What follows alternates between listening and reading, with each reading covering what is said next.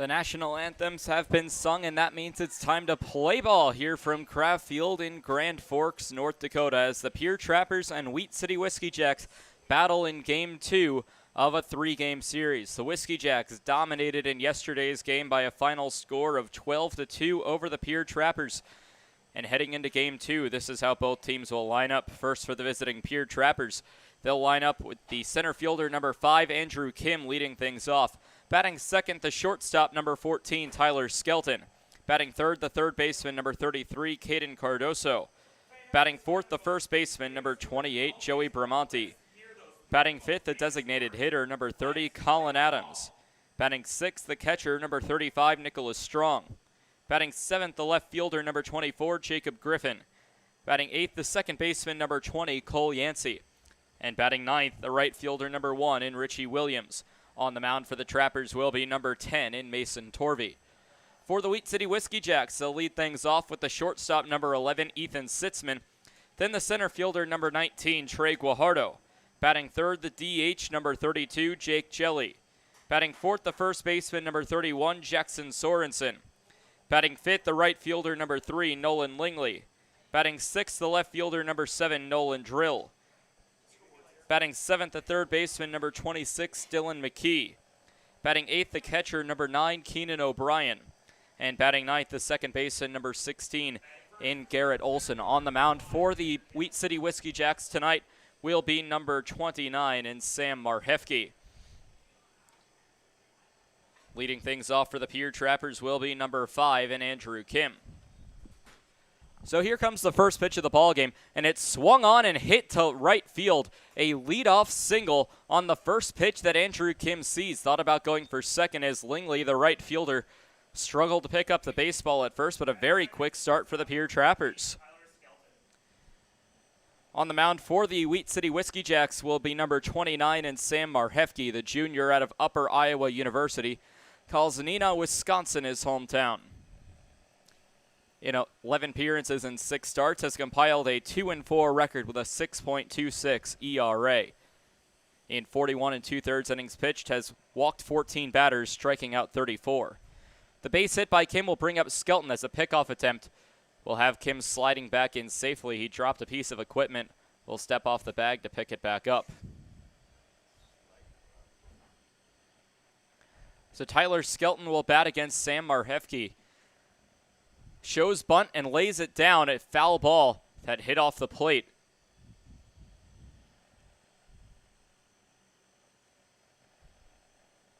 So Tyler Skelton showed bunt on the first pitch.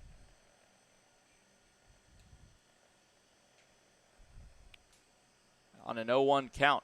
We'll see if he does the same. Puts the batting gloves on the bat, and the pitch from Marhefke doesn't show bunt as a pitch will go high for ball number 1. Both teams wearing nearly identical pants, white with a navy blue stripe down the side. Seems like both teams also going with black belts.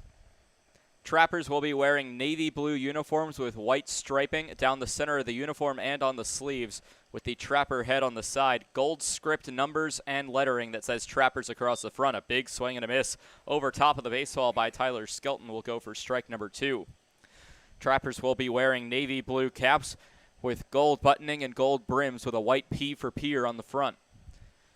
Whiskey Jacks will be wearing baby blue uniforms similar to their uniforms yesterday, with the same navy blue sleeves and a baby blue stripe on the sleeves. Here comes the 1-2 to Skelton. Swung on and missed, so Tyler Skelton, the 2-hole batter, will go down on strike swinging. And it will bring up the third baseman, number 33, in Caden Cardoso. Caps for the Whiskey Jacks, navy blue, with the Whiskey Jack swinging logo on the front, gray brims for the Jacks. Whiskey Jacks will also have white numbers on the front and back with a white Jacks word mark across the front. So Caden Cardoso steps into the batter's box.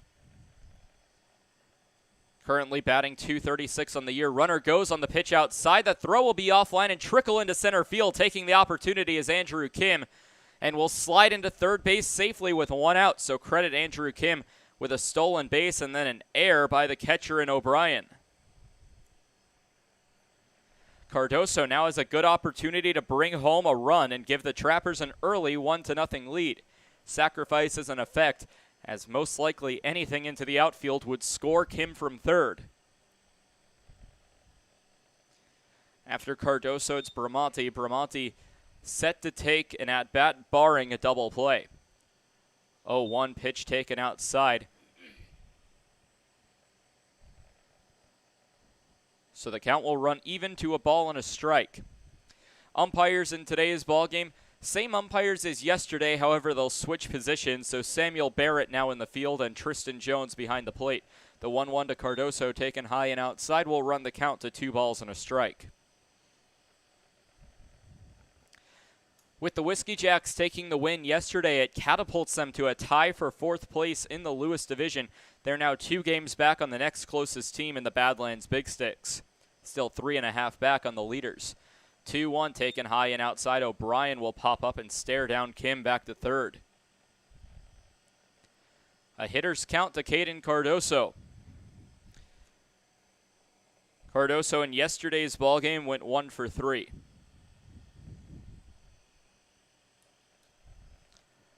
Waits on the 3-1. It's swung on and popped into center field. Chasing after it is both Olsen and Guajardo.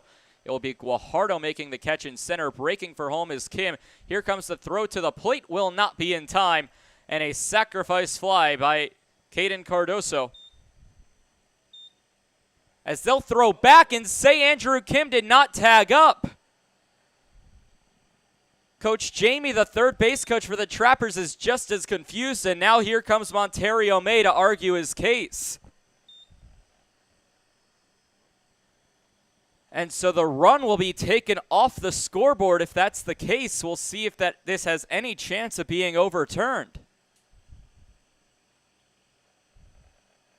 A talk with Jones and May, the home plate umpire and the head coach of the Pierre Trappers, unsure if this is able to get overturned, as watching with intent is Andrew Kim. The Whiskey Jacks and Ethan Sitzman already has a batting helmet and batting gloves on, ready for the bottom of the first inning.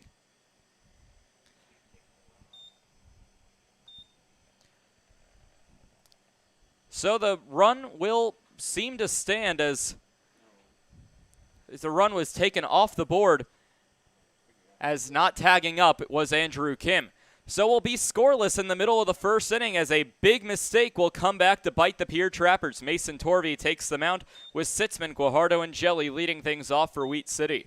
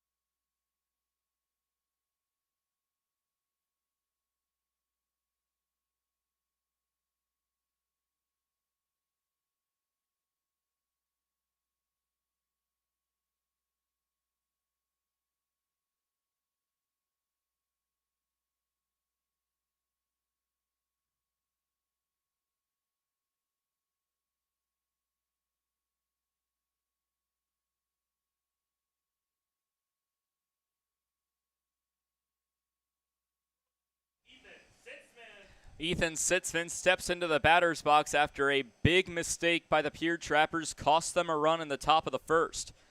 Leading things off, Ethan Sitzman, defensive lineup for the Trappers, will have Griffin in left, Kim in center, Williams in right, Cardoso at third, Skelton the shortstop, Yancey at second base, Bramante at first, Torvey on the mound, and Strong behind the plate. Mason Torvey in his 8th appearance and just his 2nd start has a 1-0 record with a 5.40 ERA. First pitch to Sitzman will miss low just below the knees for ball 1. 15 strikeouts for Torvey on the season and just 9 walks. Torvey a more strategic pitcher as the 1-0 will be rocketed back to center field. It'll drop in front of Andrew Kim, so both teams have matching leadoff base hits, with Sitzman getting aboard. It'll bring up Trey Guajardo, 213 batting average on the season,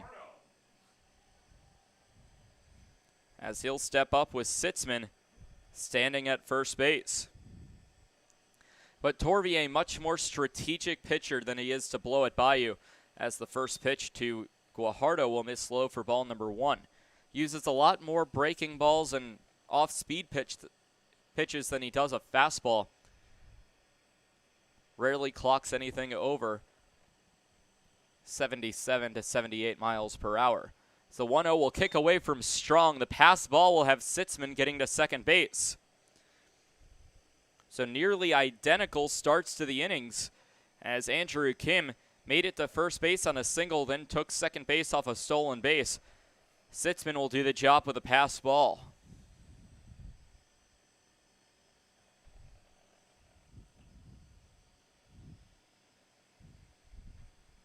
So Guajardo will stand in with a 2-0 count after the pass ball by Nick Strong. 2-0 pitch will miss the outside part of the plate. The only strike Torvey's had so far was to Ethan Sitzman when he rocketed the pitch back up the middle for a base hit.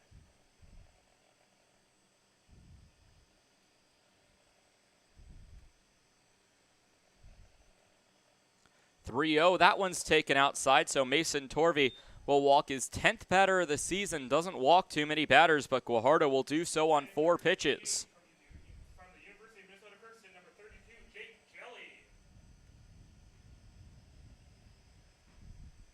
Jake Jelly will become the new batter. The designated hitter bats .343 on the season.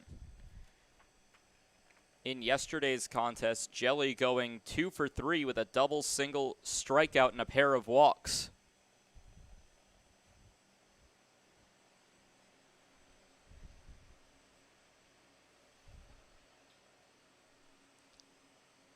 First pitch will fall in for a strike. No balls and 1 strike.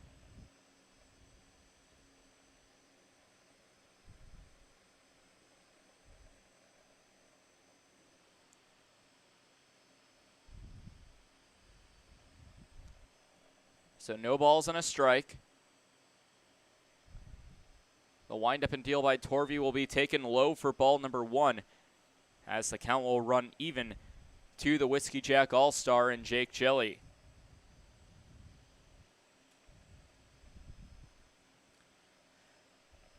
Jelly crossing the state line from East Grand Forks, Minnesota to play here in Grand Forks, North Dakota. 1 ball, 1 strike. Runners at first and second for the Whiskey Jacks. Pitch taken high just above the lettering. 2 balls and 1 strike.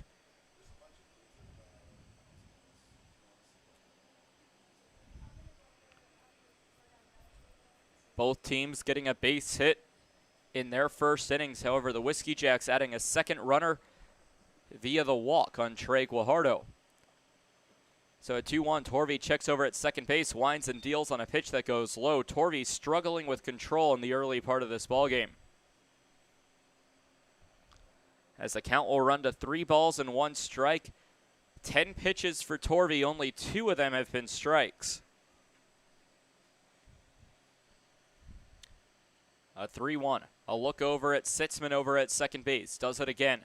Looks inside and deals on a pitch that will go low. Ball number 4. Torvey frustrated with himself as it will load the bases with nobody out here in the first inning, as Nolan Summerfield will come out of the dugout to talk to Mason Torvey on the mound. Back-to-back walks will get Guajardo over to second base and Sitzman over to third. The only good news for Pierre right now is that there's a force at any base if Jackson Sorensen can put a ball on the ground.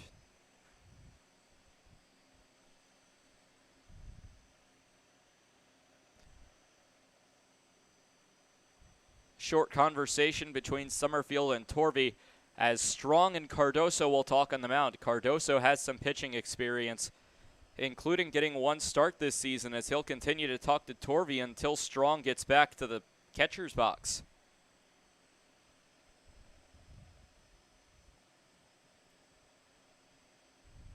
Batting forward, the first baseman from Gonzaga University, number 31, Jackson Sorensen. Jackson Sorensen will step into the batter's box. Sorensen batting .297 with 27 base hits, 6 doubles, and 4 home runs on the year, trying to add on to his 22 RBIs.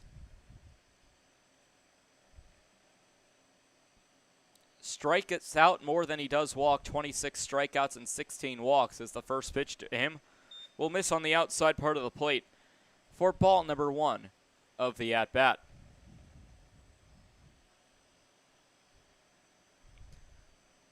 Sorensen, the native of Idaho Falls, Idaho. Here comes the 1-0. Right at the knees, and that one will be called a strike, putting the count even to 1 ball and 1 strike. Only 1 base hit for the Whiskey Jacks. It was the leadoff batter in Ethan Sitzman. Since then, back-to-back walks to Trey Guajardo and Jake Jelly to load up the bases. 1-1 will be chopped foul onto the plate, as the count will remain a ball and 2 strikes.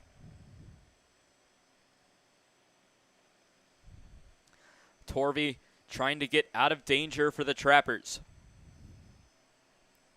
For the Whiskey Jacks, anything but scoring here with the bases loaded and 2 outs would be a disappointment heading back to the dugout. 1-2 on the way, taken outside. Strong hops up. That will scare Sitzman back to third.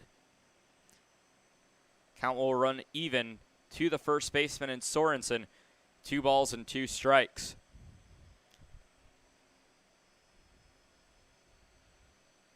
Sorensen, the Division I talent for the Whiskey Jacks, playing for Gonzaga University. 2-2 taken high and outside, and the count will run full. 3 balls, 2 strikes, nobody out. The bases are loaded here in the bottom of the first inning in a scoreless ball game. Whiskey Jacks trying to secure the series victory with a win today. Trappers trying to force a rubber match tomorrow. 3-2 swung on and fouled into the screen. Count will remain full. Good job for Sorensen trying to protect the plate and keep his at-bat alive. We'll take a step out of the batter's box. It's the right-handed pitcher in Torvey against the left-handed batter in Sorensen.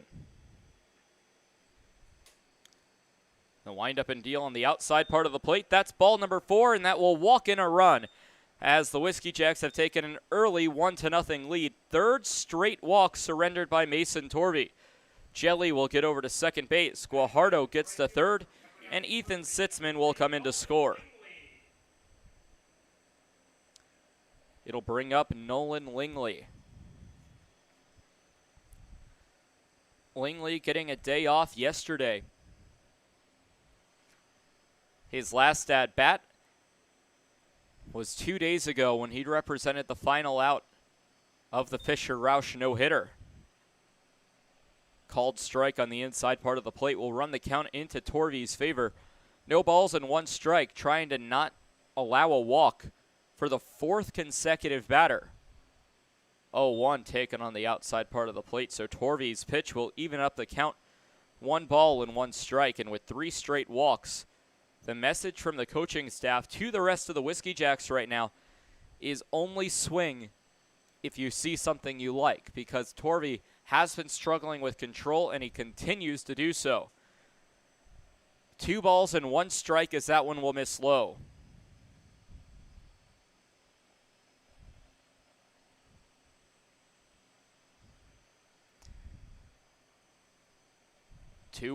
Mason Torvey winds up and deals on a pitch that goes inside as the count will run to 3 balls and 1 strike. So trying not to walk a batter for the 4th consecutive time and walk in another run as it's already 1-0 Wheat City. A 3-1 and a hitter's count to Nolan Lingley. The windup and deal by Torvey will run its way inside for ball number 4. That is the 4th consecutive walk, and another run walked in Another mound visit would mean Torvey must come out of the ballgame. University, number 7, Nolan Drill. Sorensen will advance to second base. Jelly gets over to third, and Guajardo will come home. 2-0 Wheat City here in the bottom half of the first. Had a completely scoreless first inning yesterday before the Whiskey Jacks put up 2 in the bottom of the second, before continuing to score 10 more. First pitch to the new batter in Nolan Drill will be taken high for strike 1. Right underneath the letters. At the bottom of around the A and the C in the Jacks on the front of the uniforms. 0-1 will bounce in the dirt. A good stop by Strong to stop Jelly from taking off for home. Every Whiskey Jack so far has reached safely. Nobody has gone farther than first base after their plate appearance as well. Only one base hit for the Whiskey Jacks. It was the leadoff batter in Ethan Sitzman. Since then, 4 straight walks as the 1-1 will be swung on and missed by Nolan Drill for strike 2. It's been a while since we've seen a Whiskey Jack swing a bat.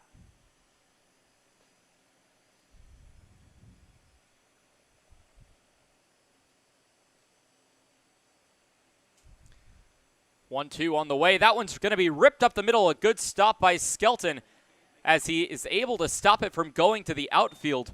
But that's all he's really going to be able to do, as it's a base hit for Nolan Drill. The Whiskey Jacks continue pounding. Lingley to second, Sorensen to third, and Jelly in to score. It's now 3-0 Wheat City. Trappers have a lot of work to do when they come up to bat in the top half of the second.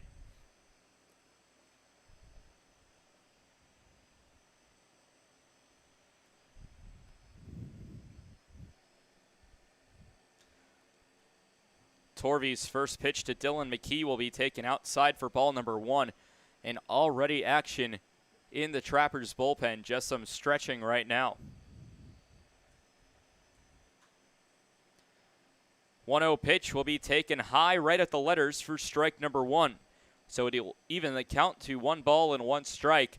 Nolan Drill, one of the few Whiskey Jacks we've seen after the first couple of walks to Guajardo and Jelly to actually swing, as a pitch will go inside for ball 2. But it ended up paying off as Drill was able to put a single right to the middle infield. Tyler Skelton, the shortstop, made a stop on it that stopped extra bases. 2-1 will be chopped foul down the right field line and out of play, so no chance for either of the fielders in Bramante or Williams to make a play. Count goes even to Dylan McKee. 2 balls and 2 strikes.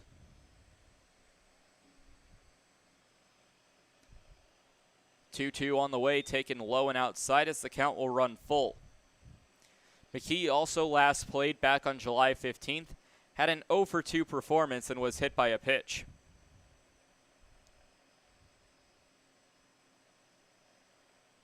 Out of Phoenix, Arizona, will swing and a pop fly in foul territory. That one also heads out of play. So we'll have the full count and reset. We'll do it one more time from Mason Torvey to Dylan McKee.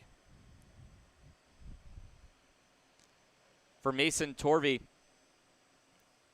obviously not one of his better starts. It's a 3-2. That one runs inside. Ball 4, and that's the 5th walk this inning surrendered by Mason Torvey. Drill gets to second base. Lingley gets to third, and in to score is Jackson Sorensen. Torvey yet to record an out.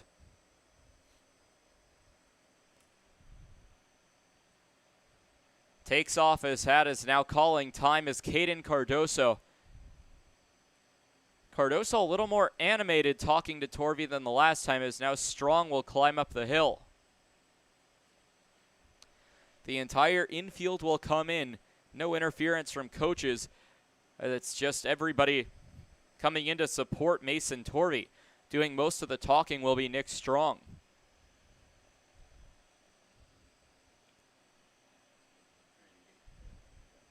Mason Torvey, the most he's walked in one appearance was 5 against the SaberDogs in 2 2/3, as now it will be Monterio May coming out and pointing to the bullpen. Mason Torvey's day will be done as he does not record an out. Time will be called as no one's coming out of the bullpen just yet. I don't know if the pitcher in the Trappers bullpen knows that he's being called yet. And now we'll come to take the mound. We'll get you caught up on who the new Trapper pitcher is. And we'll be back for the Keenan O'Brien at bat in just a moment.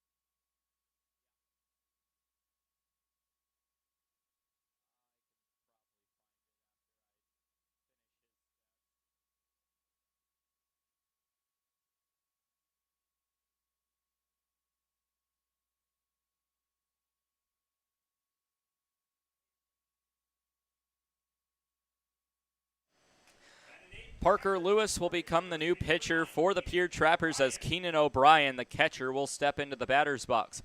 Wasn't expecting to take an at-bat here in the first inning, but he will certainly take it to help his team out.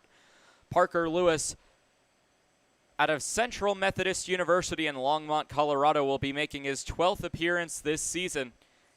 Has an 0-2 record with a 10.90 ERA. Has pitched once against the Wheat City Whiskey Jacks back on June 26th as the first pitch to O'Brien will be taken high for ball one. Against Wheat City, pitched 2 innings, did not allow a hit nor a run, but did walk 3 batters. The 1-0 as the pitch from Lewis will go high for ball number 2.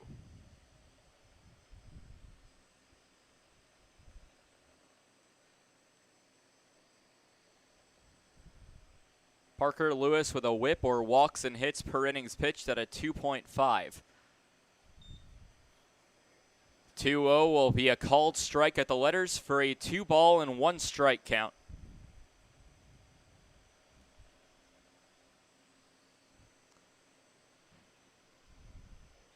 Lewis walks about 1 batter per inning pitched as that's a deep fly ball to right field. Heading back on that is Williams, who will fall down making the catch.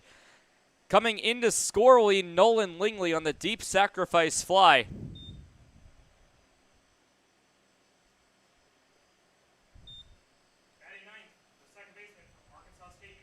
As then now the Trappers are going to check and say no, a check over at third base. The Trappers just trying to give the Whiskey Jacks a taste of their own medicine.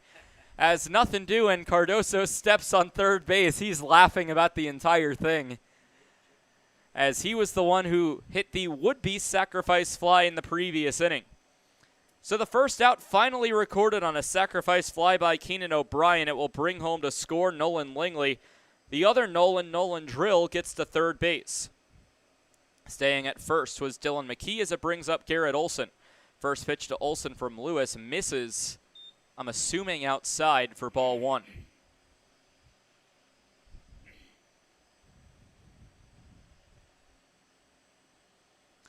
A check over at first base. Lewis waits, winds up and deals the 1-0 right down the center of the plate for strike number one, as the count will go even 1 ball and 1 strike. 5 runs scored by the Whiskey Jacks this inning. All of them will go towards Mason Torvey's line.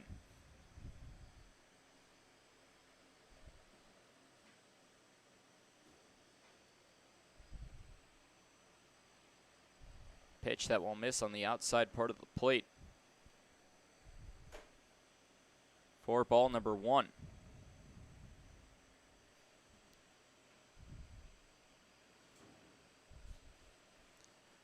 1-1 count. That's a deep fly ball to left field. Griffin chases back towards the wall. That one hits off the top of the wall, and a home run for the Wheat City Whiskey Jacks. Samuel Barrett declaring it a home run.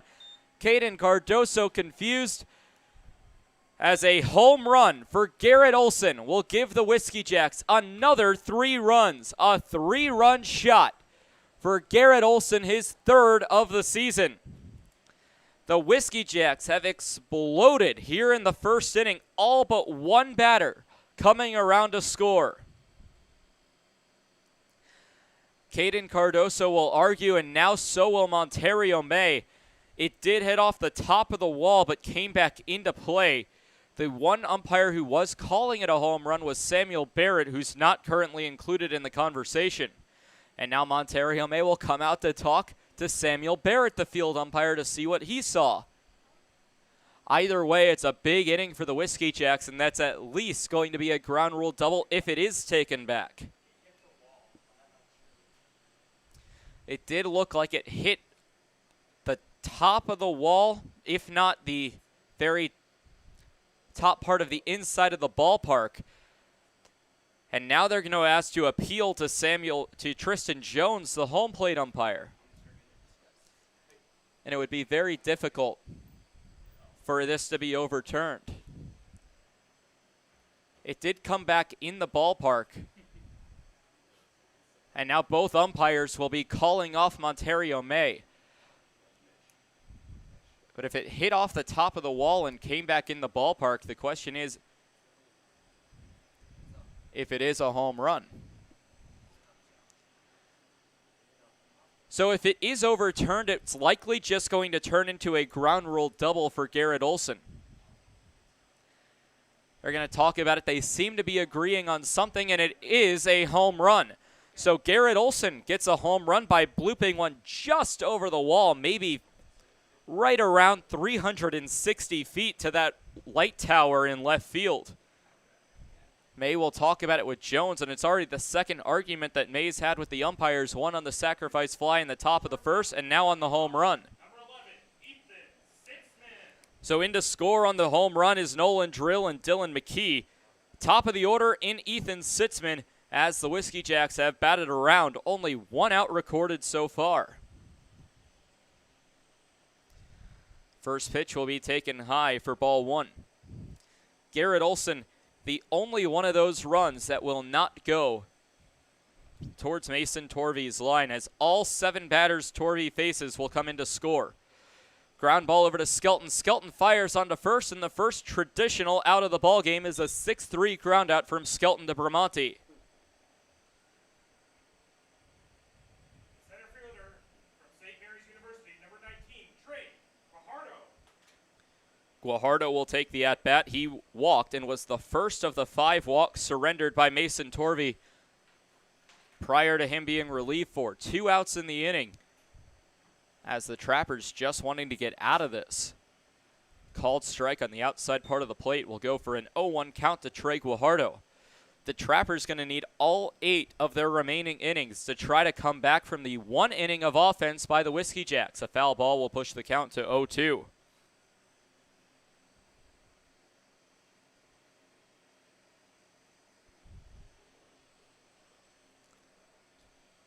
So an 0-2 count. The windup and pitch by Lewis will miss high and outside for ball number 1. Based off the replay of that home run, as that pitch will miss low for ball 2. It did seem like an unfavorable call towards the Trappers.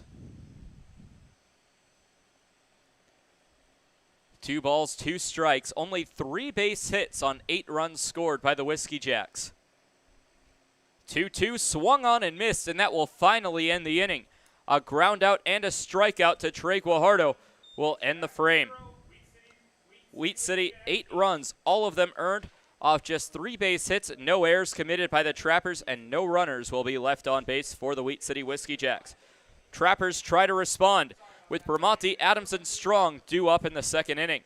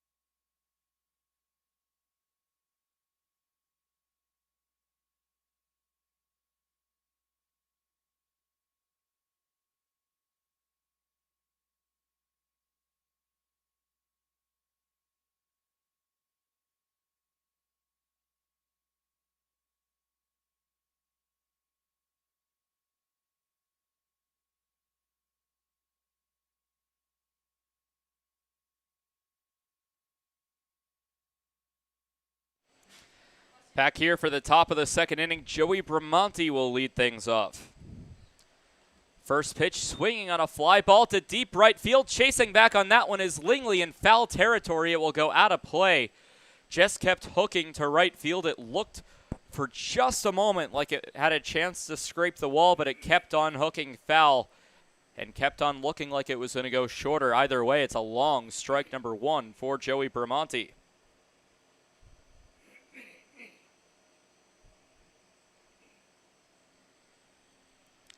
0-1 swung on over to third base. A good stop by McKee onto first base in time for the out. A good play by Dylan McKee, the third baseman. A 5-3 ground out will lead off the Trappers inning here in the second. The designated hitter, number 30, Colin Adams. The DH, number 30, Colin Adams. Colin Adams takes the at-bat. The designated hitter, batting .255 on the season with 18 RBIs. His first pitch swung on and missed on the pitch from Marhefke for strike number 1. Off the sacrifice fly that went awry, Marhefke had a sneaky 1-2-3 inning as the 0-1 big swing by Adams swung on and missed for strike 2. Adams just 2 days away from participating in the 2021 Expedition League Home Run Derby at Mike Lansing Field in Casper, Wyoming. The 0-2 swung on, and that one's hit to deep right field, hooking into foul territory. Lingley won't give chase as that will go for a foul ball. Count will remain no balls and 2 strikes. The 1 base hit for the Trappers and 4 batters so far was the leadoff batter, Andrew Kim.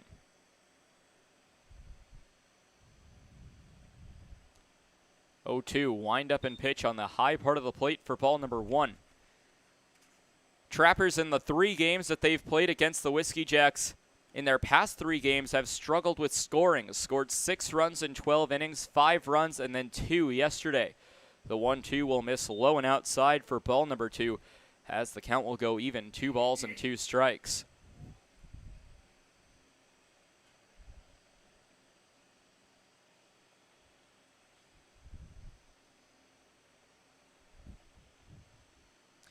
2-2 on the way. That one will go right down the middle of the plate. Caught Adams looking as he goes down on strikes. Strikeout number 2 of the day for Marhefke. Struck out Skelton and now Colin Adams, as it will bring up Nick Strong, the catcher wearing 35. 35, Nick Strong.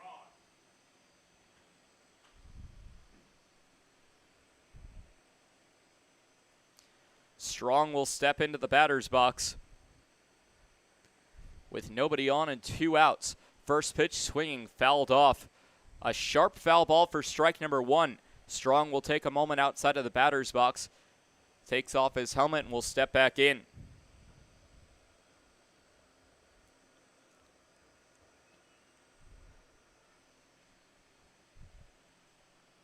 Oh, 1 pitch taken on the low part of the plate. For ball number 1, as it will even up the count to Strong, a ball and a strike. An 8-run frame for the Whiskey Jacks in the bottom half of the first has been giving them all the support they've needed so far. 1-1 fouled off as the count will run to 1-2. Marhefke a strike away from a second strikeout this inning and of his 3rd of the ballgame.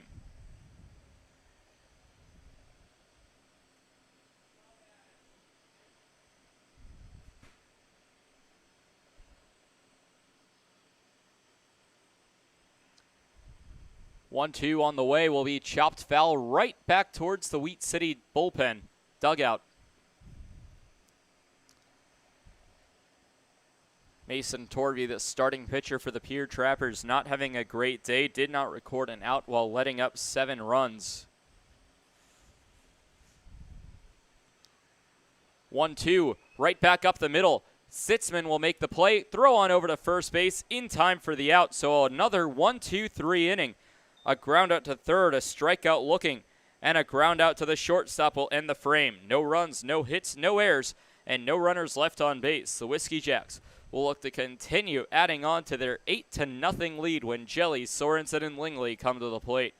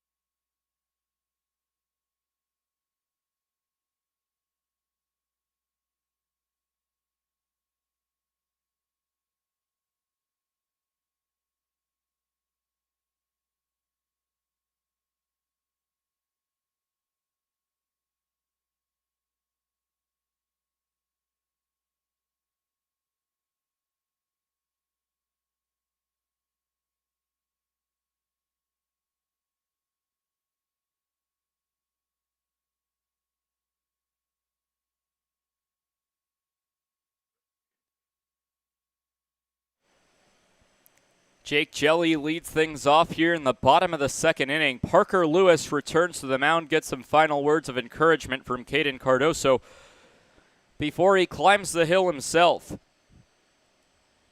Jelly walked in his previous plate appearance, is still 0 for 0 on the day. First pitch from Lewis will bounce in the dirt for ball number 1. Lewis comes in relief of Mason Torvey, but still has pitched every out of this ballgame. Torvey could not record an out, allowed 2 hits, 7 runs. All of them were earned, walking 5. 1-0. That's a deep shot to left field. Back goes Griffin. This could be the second, and this one will hit off the wall. Very close to being a second. It hit off the Hugo's sign in left field.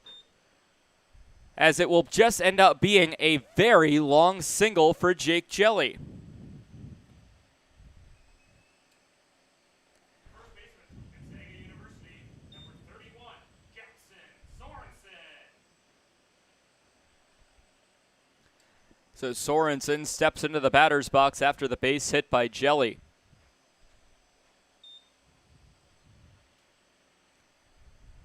Sorensen also walked in his last at-bat as a fly ball down the right field line, hooking well foul and out of play. Torvey, without recording an out and allowing 7 earned runs, has ballooned his ERA from a 7.36 to a 9.82. Will look to bounce back in his next appearance, likely after the All-Star break. 0-1 will bounce in the dirt to even the count to 1 ball and 1 strike.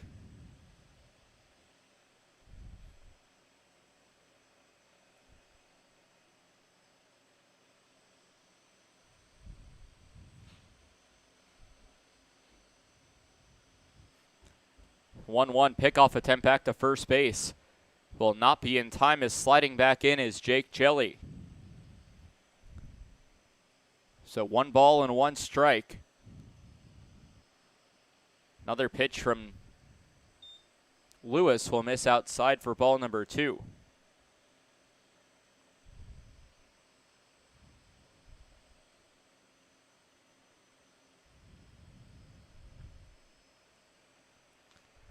So now a 2-1. That one's going to be ripped into center field, but right at Andrew Kim. Barely had to move, as Kim will reach up for out number 1 of the inning as Sorensen flies out to center field. The right fielder from Pepperdine University, number 3, Nolan Langley.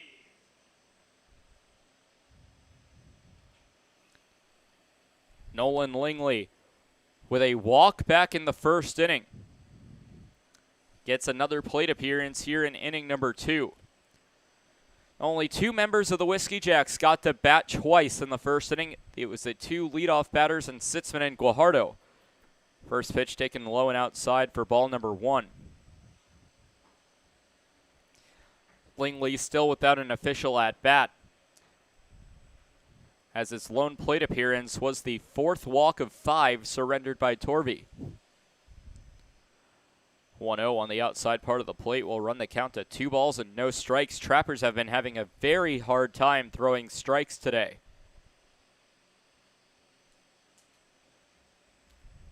Lewis's pitch count will go to 22, 11 of each, 11 balls and 11 strikes. 2-0, a deep breath from Lewis as he winds up and deals high and inside as the count will run to 3 balls and no strikes. Red light should be on for the right fielder in Langley.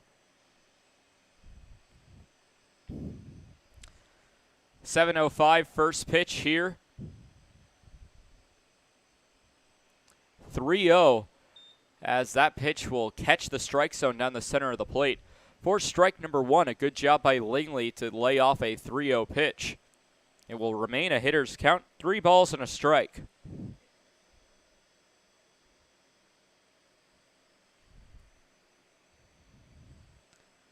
So now a 3-1. Lewis trying not to lose him. A line drive down the left field line that will hook and be a foul ball.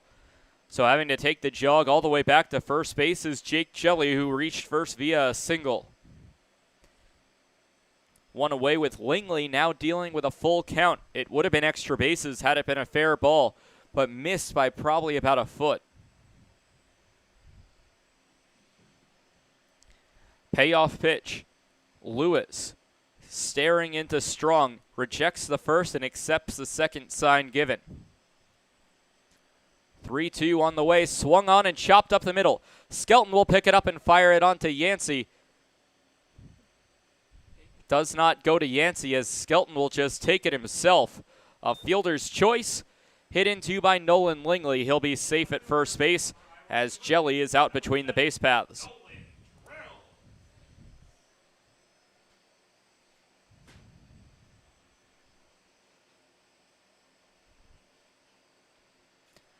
Nolan Drill will become the new batter. 1 for 1 as he was one of the 3 batters in the first inning with a base hit. Check swing on a pitch that will go foul. Unlucky for Drill as that one hit off the bat. Winced when he heard the call from both umpires, as the count will go to no balls and 1 strike. The 0-1 from Lewis. This one's a pop fly in the infield after it's Cole Yancey towards the right field line. Will reach up and make the catch. So a pop out to the second baseman will go for out number 3. A single by Jelly. Fly out by Sorensen. A fielder's choice by Langley and a pop out by Drill. No runs on 1 hit, no errors, and a runner left on base for the Whiskey Jacks. It's 8-0 Wheat City through 2 innings. Bottom of the order for the Trappers, and Griffin, Yancey, and Williams due up.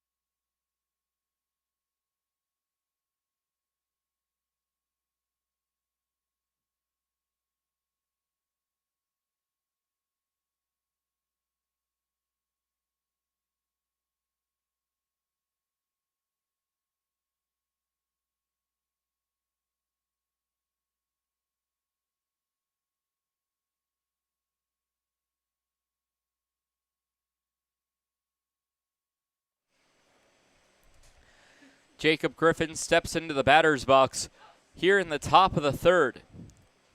Whiskey Jacks lead 8-0. As the first pitch will be chopped foul right towards the door to head into the press box that's submerged underneath the grandstand. An 0-1. Pitch from Marhefke will be fouled off into the screen and bounce back towards the Trappers' dugout for strike 2.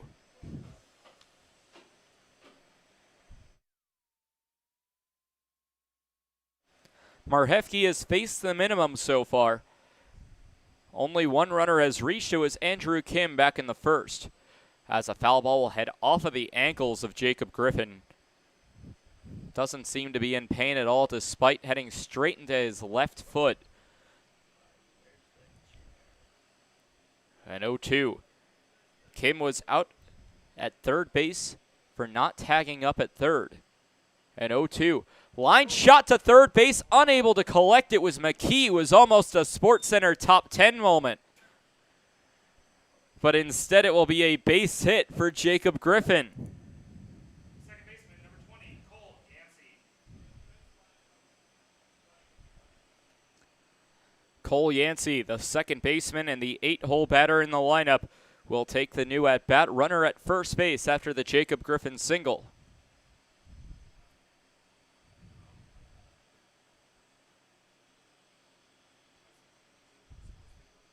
Yancey waits on the pitch from Marhefke and will take the first pitch high for ball 1.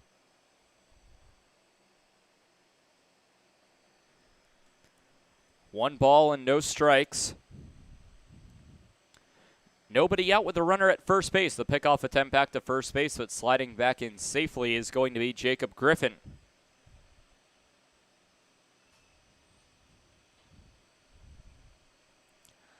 Trappers only trail the Whiskey Jacks by 2 in the hits column as a big swing and a miss on a pitch low and outside will even the count to a ball and a strike. However, despite the Whiskey Jacks leading by just 2 in the hits column, they lead by 8 on the scoreboard. 1-1 swung on and missed for strike number 2. Yancey in yesterday's ballgame went 0 for 3 as a pinch hitter for Ty Stouse. Was originally unsure why Stouse came out of the ballgame. but is now nursing an injury to his throwing hand. Line shot up the middle, trying to make a stop on it, but unable to is Olsen. Olsen almost had it in his glove and was going to flip it back to the shortstop Sitzman, but it will trickle into the outfield.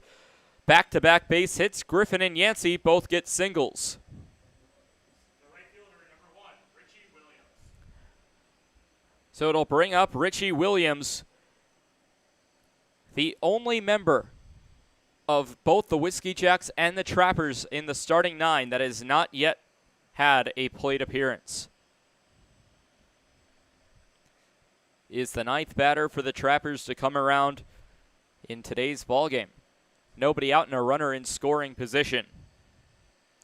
The windup and pitch on the high and inside part of the plate will catch the zone for strike number 1.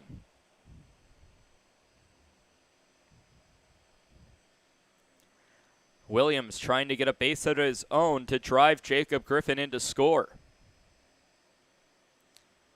A 1 will run inside, and even though Williams ducked out of the way, it will be called a strike and put the count into Marhefke in the Whiskey Jacks' favor. No balls and 2 strikes.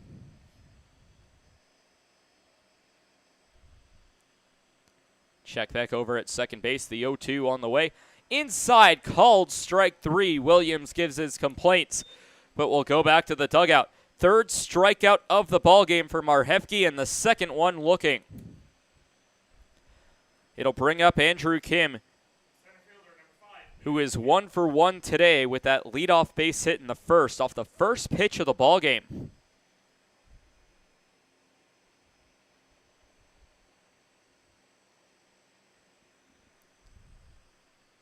First pitch will miss for ball number 1.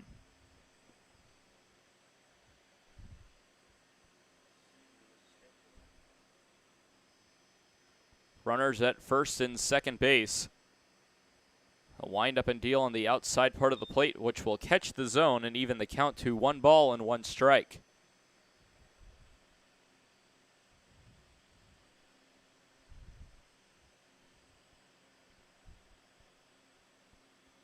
A 1-1. Kim waggles the bat over the plate for just a moment, puts it back up over his shoulders.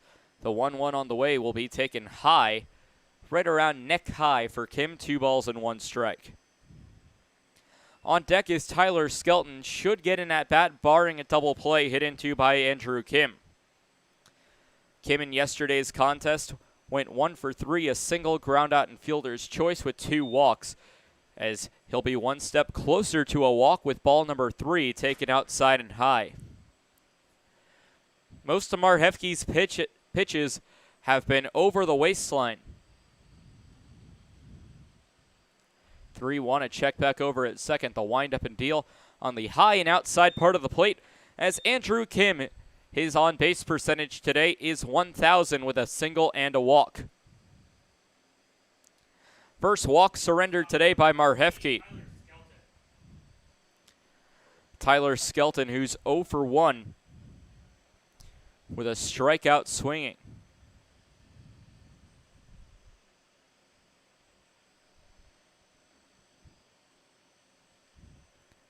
It's Wheat City 8, Pier 0, top of the 3rd. Bases are loaded with 1 away. First pitch swinging, a shot to right center field. That's going to drop for a base hit. Into score is going to be Griffin. Into score is Yancey. Getting to third base is Andrew Kim. And in there with a 2 RBI single is Tyler Skelton.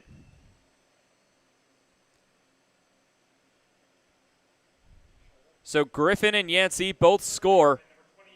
Off the 2 RBI single, it will push runners at the corners. Kim made it all the way to third base as it will bring up Caden Cardoso.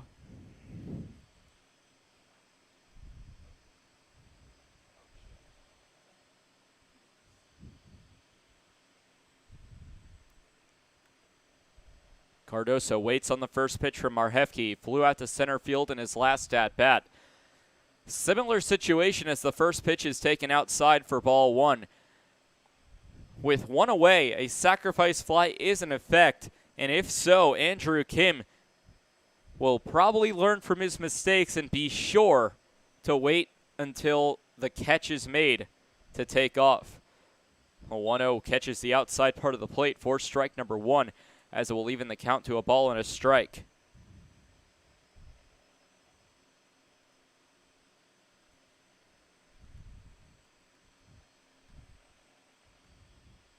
Pickoff attempt back to first base, but sliding back in safely is Tyler Skelton.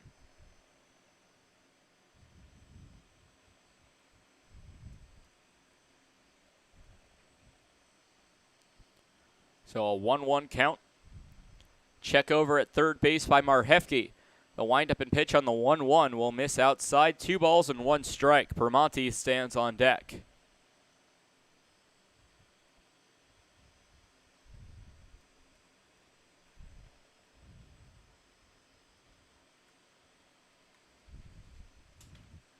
So it's now 8-2 Wheat City after the 2 RBI single, as the pitch will miss high. 3 balls and 1 strike.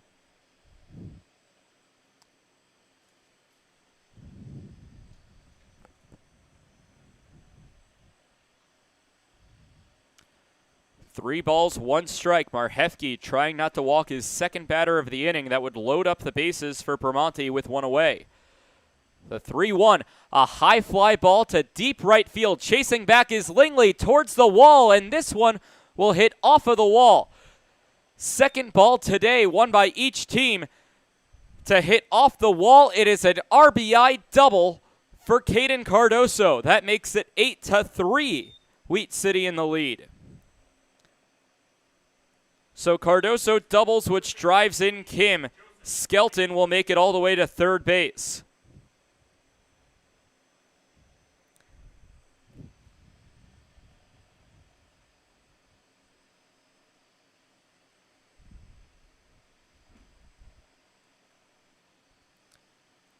So Permonti trying to get another couple of RBIs. First pitch to him will be taken high. There is a spot to put Permonti with first base wide open.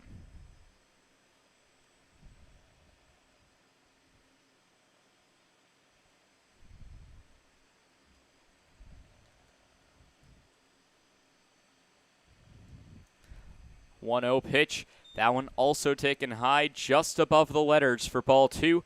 The count will run to 2 balls and no strikes from Marhefke to Permonti. Trappers still down by 5, but will look for a big inning here in the top of the third to at least cut the lead to something manageable. 2-0 will be taken high.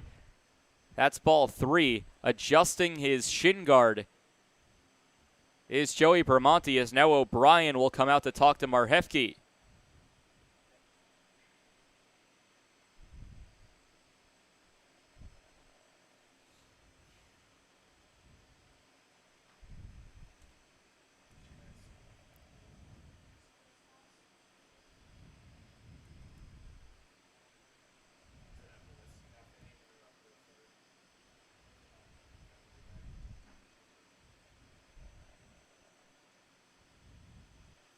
Swing and a miss by Permonti on the 3-0 will run the count to 3 balls and 1 strike with 1 away. Cardoso at second, Skelton at third.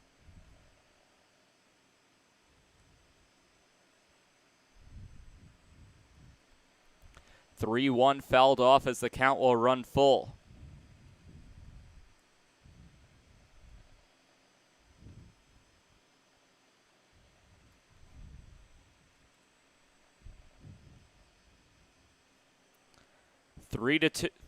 Three balls, 2 strikes, and an 8-3 ball game. The windup and pitch swung on by Joey Permonti. Was ahead in the count, 3 balls and no strikes, but will now strike out at strikeout number 4 for Marhefke on the day. Swung at a 3-0 to make it a 3-1, and that's when the downhill slump started, as it brings up Colin Adams.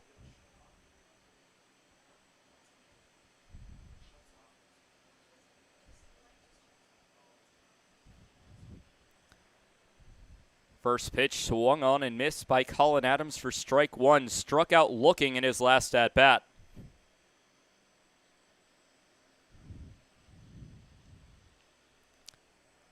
So it will be an 0-1 to Colin Adams, the designated hitter. Time will be called by the home plate umpire. As Adams steps out of the box, we'll put both hands on the bat and flip it up over his head before stepping back into the batter's box. The 0-1 from Marhefke will be taken high and inside, evening the count to 1 ball and 1 strike. If Adams reaches and extends the inning, it would bring up Strong.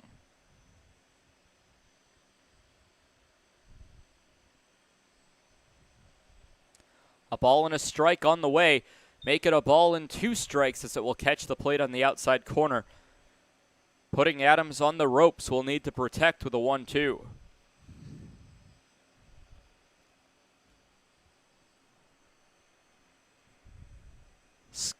Two runners on. The 1-2 swung on and missed for strike number 3. The Whiskey Jacks are fired up as Adams strikes out for the 2nd time today. Marhefke strikes out the side, albeit not in order, as 3 runs score for the Pierre Trappers, all 3 of them earned, off a total of 4 base hits, no errors, and 2 runners left on base. Williams, Bramante, and Adams go down on strikes. Middle of the 3rd, it's the Whiskey Jacks 8 and the Trappers 3. Bottom of the 3rd coming up with McKee, O'Brien, and Olson due up.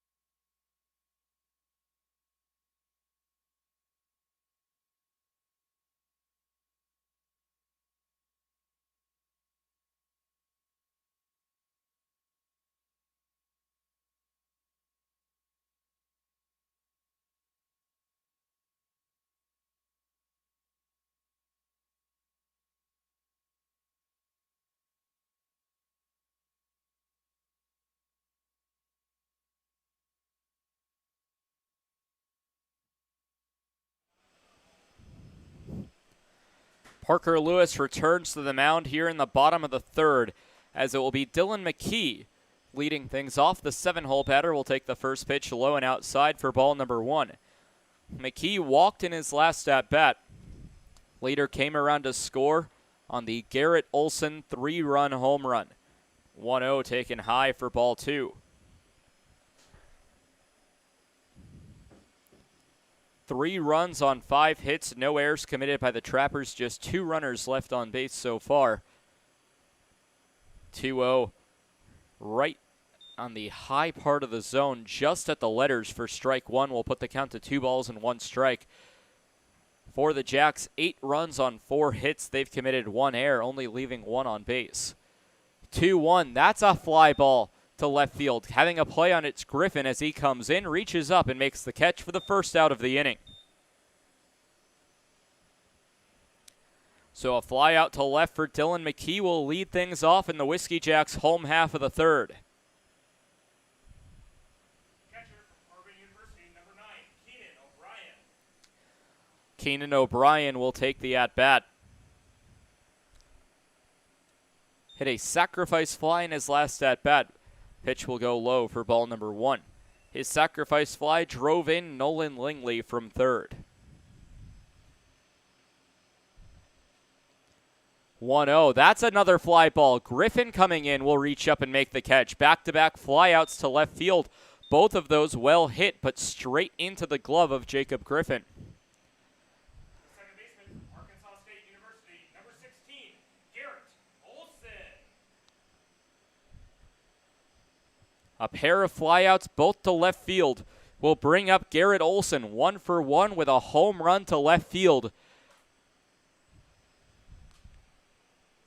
As the first pitch to him will go low for ball 1. Now, not too often that you see debatable home runs, but Olson's was, as it hit off the top of the wall and came back in. Both umpires agreed that it was a home run.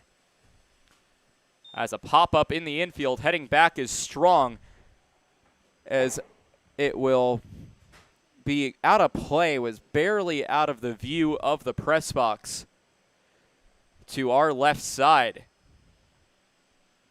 So the count will go even to 1 ball and 1 strike. But the Olsen home run turned it from a 5-0 ball game to an 8-0 ball game. Was a big shot for the Whiskey Jacks. 1-1 taken low and outside for ball number 2. Lewis, despite the Olsen home run, has done well on the mound. Only allowed 1 base hit other than Olsen's. It was a leadoff single by Jelly, and the second is a swing and a miss. Will put the count to 2-2. But came in the first inning, got the 3 outs that he needed. Did not allow a run to score in the second, and is a strike away from a 1-2-3 inning here in the third.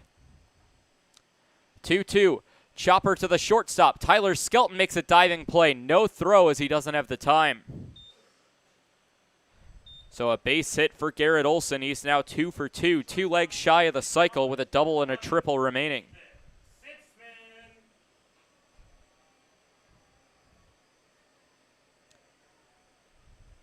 So Ethan Sitzman will come into the batter's box. 1 for 2 today.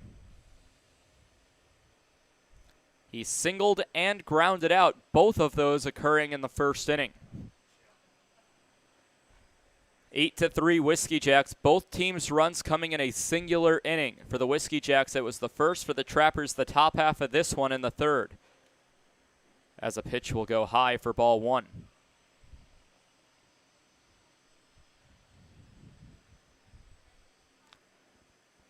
1-0 will catch the inside part of the plate for strike number 1. So 1 ball and 1 strike, bottom of the third inning.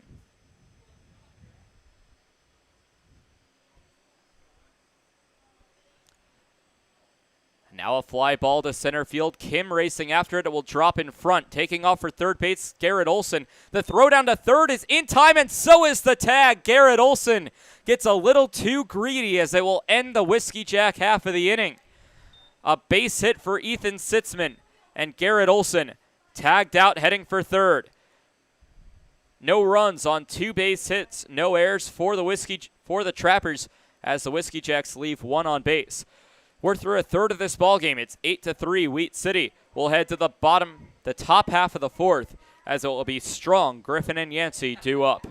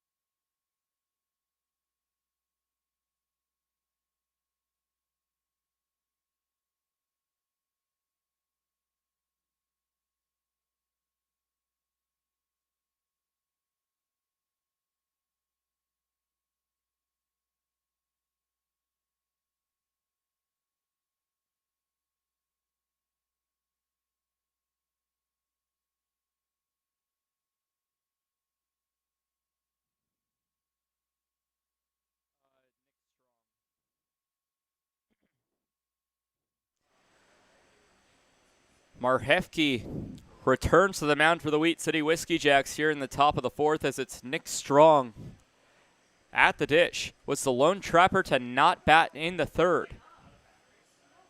A windup and pitch taken on the inside part of the plate for ball number 1.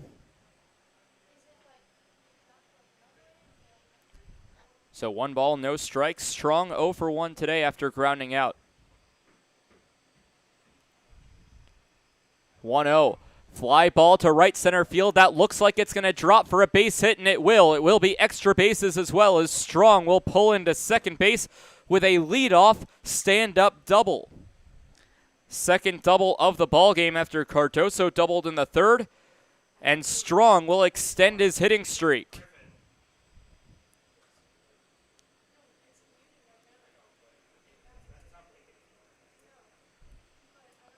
"14 games in a row for Nick Strong. Has by far the longest hitting streak for the Trappers this season as he extends it with that double. Jacob Griffin, the new batter, will take the first pitch high and outside for ball number 1. Updates from around the Expedition League scoreboard. Bottom of the 4th inning, the Canyon County Spuds lead the Badlands Big Sticks 3-0. Top of the 7th in an absolute pitcher's duel. The Horseheads and Sodbusters tied and scoreless. Strike on the outside part of the plate. 1 ball and 1 strike. Bottom of the 2nd from Oregon Trail Park Stadium in Gering, Nebraska. After the Pioneers defeated the Saberdogs coming back with a vengeance. They lead the Pioneers 5-0. As the 1-1 taken outside for ball number 2. Top of the 7th inning from Caras Park, the Fremont Moo look to reclaim the lead in the Clark division as they lead 6-0 over the Sioux Falls Sunfish. 2 balls, 1 strike to Jacob Griffin. The windup and pitch by Marhefke will be fouled off, evening the count to 2 balls and 2 strikes. Finally, in the top of the 2nd from Black Hills Energy Stadium, the Mining City Tommyknockers and Spearfish Sasquatch are tied at 1 apiece.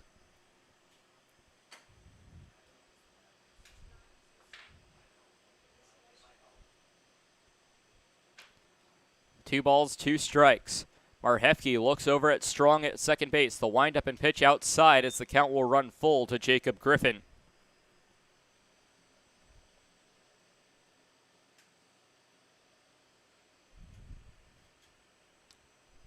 Trappers and Whiskey Jacks tied in the hits column at 6 apiece. Trappers look for more offensive innings after a 3 spot in the 3rd to climb back into this ballgame. Payoff pitch, Marhefke will stare down Strong. Time will be called with Marhefke taking a little bit too long in the batter in Jacob Griffin.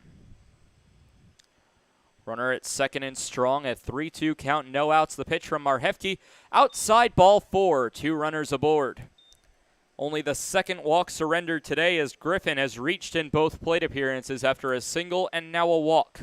Second baseman, number 20, Cole Yancey. Cole Yancey, who has been heating up as of recently, did have an 0 for 3 day yesterday. But 2 days ago, going 2 for 4. Hit a single in his first at-bat, will lay a bunt down the first baseline, picked up by Marhefke, and the sacrifice 1-3 will put 2 runners in scoring position for Richie Williams. A good bunt laid down by Yancey, but Marhefke was able to get there and flip it onto first. It will go down as a sacrifice.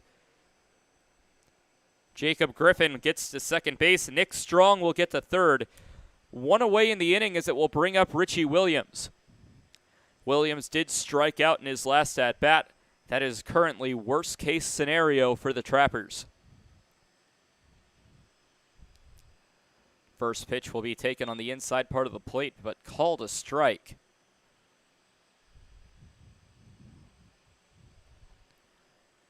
So an 0-1 now to Richie Williams, runners at second and third. Marhefke takes a deep breath. Kicks and fires on a ground ball up the middle. Diving play by Sitzman will fire onto first base as the throw goes too high, and dropping the baseball was Sorensen. Everybody will be safe.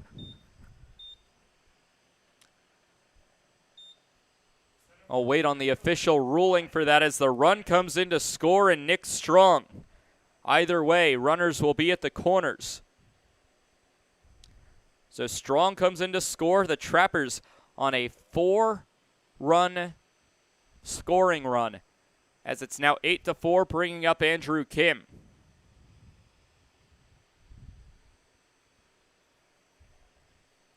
Runners at the first and third with one away. First pitch to Kim, taken on the outside part of the plate for strike number 1.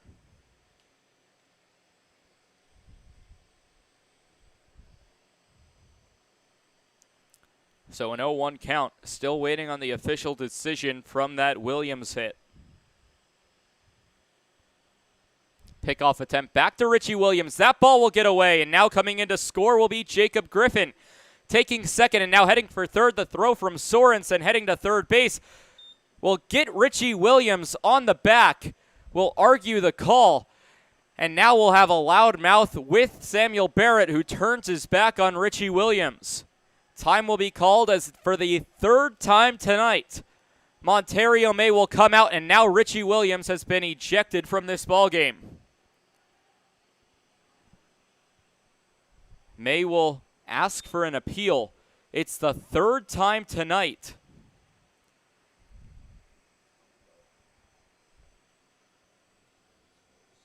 As that will officially, the Williams hit is officially an E6. Talk is Richie Williams. I believe from what I saw, if it was correct, has been ejected from this ballgame. So May will talk to Samuel Barrett. May himself has only been ejected once this season. They will talk about it. Now, not sure what you do with that runner. I assume it's a pinched runner. If that call is overturned, it was a close play at third, as now Barrett and Jones will talk to each other. Saw Samuel Barrett, the field umpire, say okay a couple of times. As heading back to Montario May, looks like this will remain 2 outs in the frame. So either way, the error by the pitcher and Sam Marhefke will drive in Jacob Griffin, as Richie Williams gets a little bit too greedy. Chopped down at third base. 2 outs and nobody on, as Andrew Kim will call time.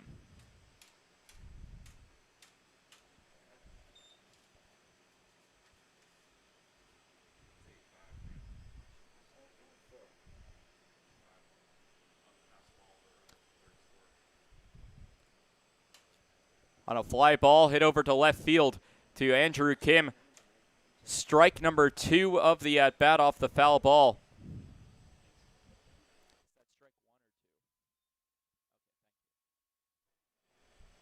So an 0-2. Taking off over for the left field line is the shortstop in Sitzman, unable to go as it was taken out of play. Kim 1 for 1 with a walk and a single, as that pitch will go low. Ball number 1.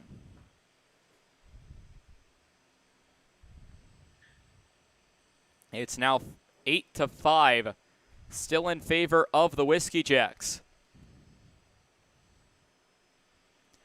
Fly ball hit to shallow left field. Chasing after that one is Drill, and being there to make the catch was the shortstop in Ethan Sitzman. So a pop out into foul territory to the shortstop in Ethan Sitzman, as that will finally end the frame. 2 runs for the Pierre Trappers this inning. Off a total of just a single base hit, the leadoff double by Nick Strong. 2 errors were committed by the Wheat City Whiskey Jacks, and no runners left on base for the Trappers. Slowly crawling back into this one, it's now 8-5 Wheat City.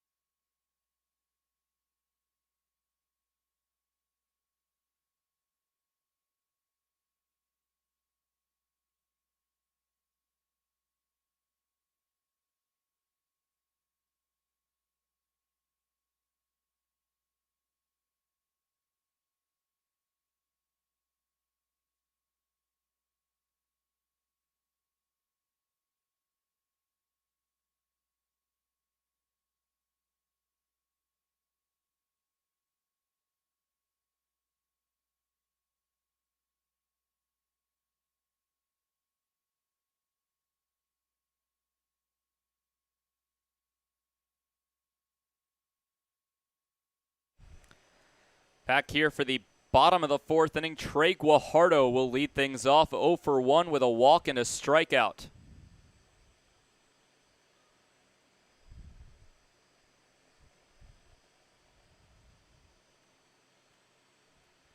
First pitch from Parker Lewis, a deep fly ball to center field. Coming after it is the new right fielder. It looks to be Brock Reinhardt to make the play out in right field. So Richie Williams officially has been ejected from this ball game as Brock Reinhardt is the new right fielder. Minnesota Crookston, number 32, Jake Shelley.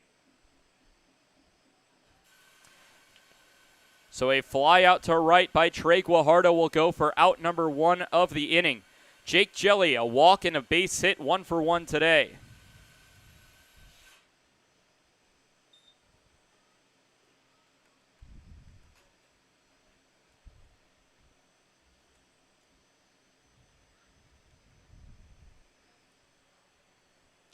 One-0 pitch to Jelly. That one's going to be fouled off.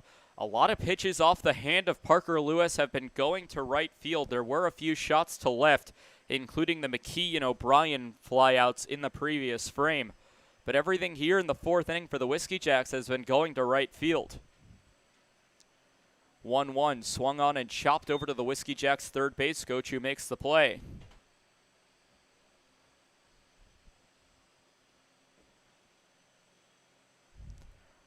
Count will go to a ball and 2 strikes. 1 away, nobody on for the Whiskey Jacks here in the bottom of the fourth. A windup and a ground ball over to to Skelton. Skelton fires onto first base. For out number 2, a 6-3 ground out for Jake Jelly will push him to 1 for 2 today. 2 away in the frame, bringing up Jackson Sorensen. For Parker Lewis, this has been one of his better performances on the day. His lone mistake, if you want to call it that, was the home run to Garrett Olson back in the first inning when he had to inherit a bases-loaded situation. Jackson Sorensen will become the new batter. Sorensen walked and flew out as 0 for 1 as there's a fly ball to center field. Andrew Kim will have an easy route over. A 1-2-3 inning, 3 up, 3 down, no runs, no hits, no errors, and nobody left on base. We're through 4 innings. The Trappers have been slowly chipping their way back into this ballgame. It's now 8-5 Whiskey Jacks. The Trappers will look to come back in this ballgame even further when they bring up Skelton, Cardoso, and Bramante in the top half of inning number 5.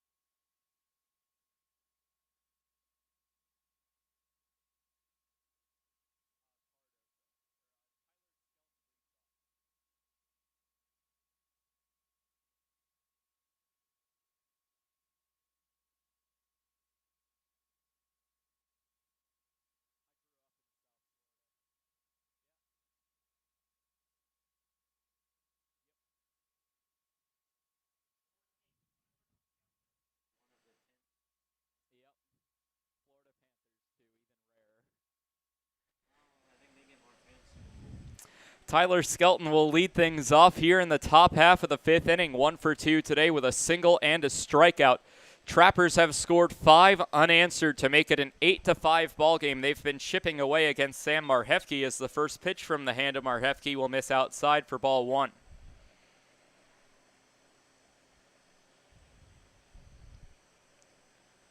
So a ball and no strikes. Nobody on to the leadoff batter at the top of the 5th. A fly ball to deep right field. Lingley will range back, has a play, reaches up, and makes the catch for the first out of the frame. The previous 2 innings in which the Trappers have scored, they led the inning off with a base hit. In fact, 3 of the now 5 innings, the Trappers have led off the inning with a base hit. Errors plagued the Whiskey Jacks in the fourth inning as they committed 2 errors. And the 2 errors ended up giving up 2 runs for the Pierre Trappers as the first pitch will go outside for ball number 1.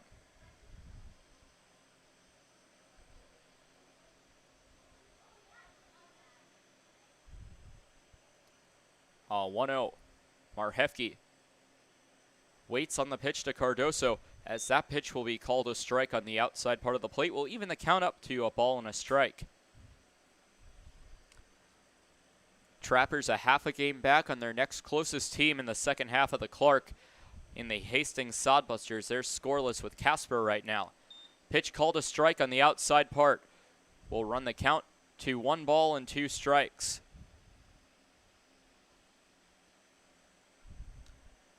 For the Whiskey Jacks, they're 2 games back on the Badlands Big Six, tied for 4th place with the Casper Horseheads and half a game back on the Canyon County Spuds.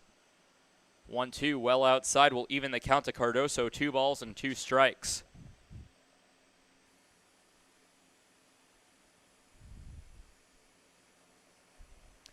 Cardoso close to top of the league in walks drawn.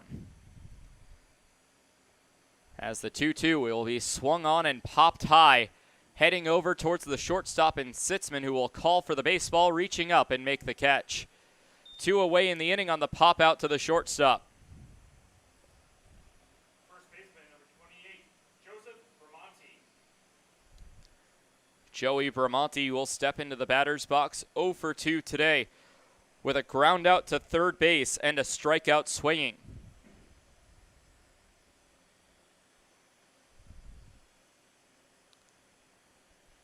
First pitch to Bramonti, a big swing and a miss for strike number 1. Bramonti still looking for his first base hit. Today, he went 2 for 5 yesterday with a double and a single. 0-1 pitch will be taken high. See even the count.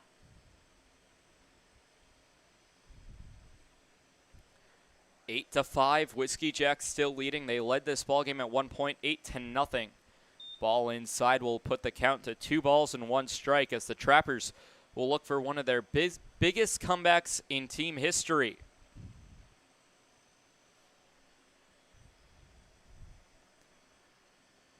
So a 2-1. Marhefke will wind up and fire on a pitch that catches the high and inside part of the plate. Bramonti looks back at Jones. So 2 balls and 2 strikes will become the new count. Nobody on. Bramonti trying to extend the inning. The windup and pitch by Marhefke will go down the center of the plate for called strike number 3. A perfect frame for Marhefke will get his confidence back up. Strikeout number 6 of the ball game. For Sam Marhefke. 3 up, 3 down in the top half of the 5th. No runs, no hits, no errors, and nobody left on base. Halfway through this ball game, bottom half of the 5th, coming up with Lingley, Drill, and McKee.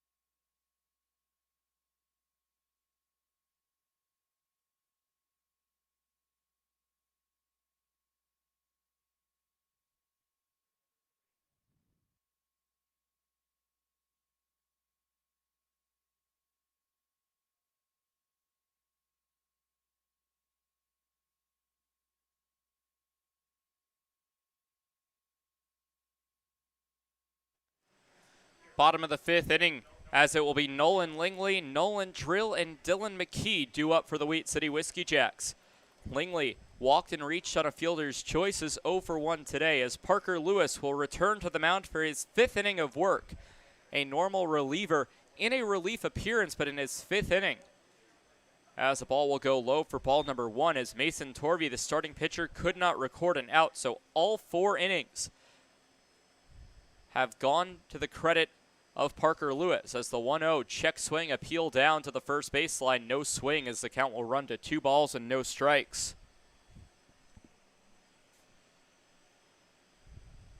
So a 2-0 to Nolan Lingley.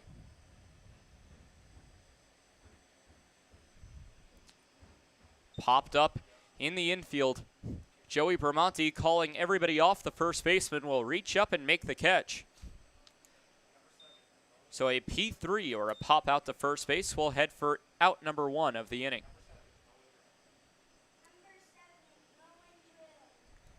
As Nolan Drill, 1 for 2 today, singled in the first inning and popped out to second in the second inning. Got a couple of innings off, but will bat again here in the 5th.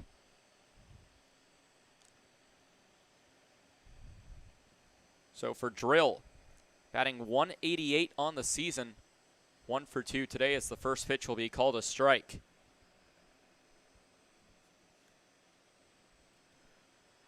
Drill, the native of Cortland, Minnesota, out of Upper Iowa University. The 0-1 breaking ball will catch the zone for strike number 2.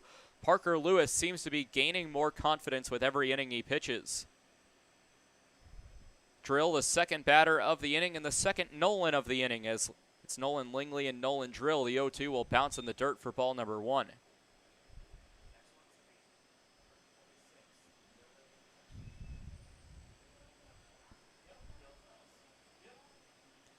So 1 ball and 2 strikes. 1-2 on the way, chopped over to the third base side. It will get through the glove of Cardoso over to Griffin. It's a base hit for Nolan Drill, 2 for 3 today. A multi-hit day for Nolan Drill.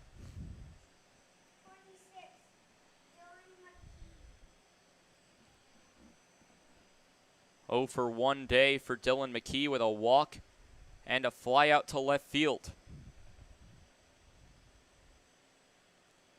Whiskey Jacks trying to put up some insurance runs that I don't think they thought they needed.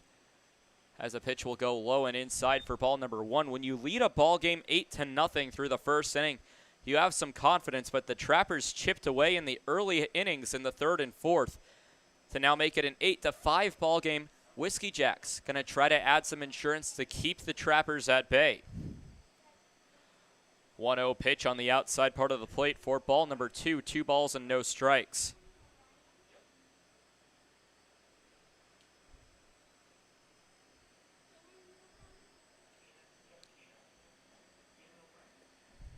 So a 2-0 runner at first base and Nolan Drill. 1 out, 8-5 Whiskey Jacks as the pitch goes low for ball 3. After the base hit to the third baseman by Nolan Drill, Lewis has struggled to throw strikes 3 straight to Dylan McKee.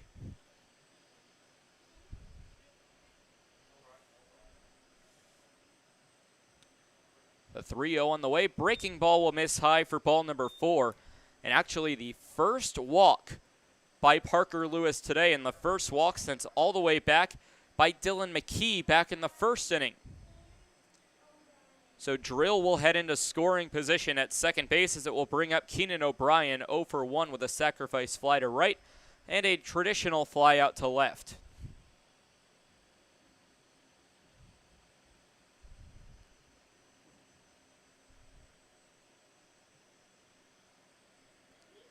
For Marhefke, all but one of those runs has been earned on his line. His counterpart in Parker Lewis has only allowed 1 run today. Ball number 1, and it's to the on-deck batter in Garrett Olson, who hit a home run in his first at-bat of the day. 1 ball and no strikes after a 4-pitch walk to Dylan McKee. 6 straight balls now by Parker Lewis as he pitches low, getting a little bit frustrated, wincing as he saw his pitch go low. 2 balls and no strikes to Keenan O'Brien. Runners at first and second. The pitch by Parker Lewis. Swung on now, a pickoff back to first base, sliding back in on an offline throw as Bramante was pulled into foul territory on the throw down. So 2 balls and a strike to the catcher, number 9, Keenan O'Brien.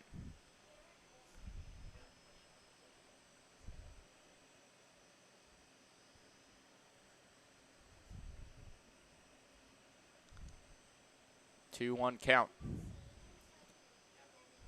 Wind up and pitch by Parker Lewis on a pitch that will go high. A hitter's count to Keenan O'Brien. 3 balls and 1 strike. Trappers looking for a inning-ending double play.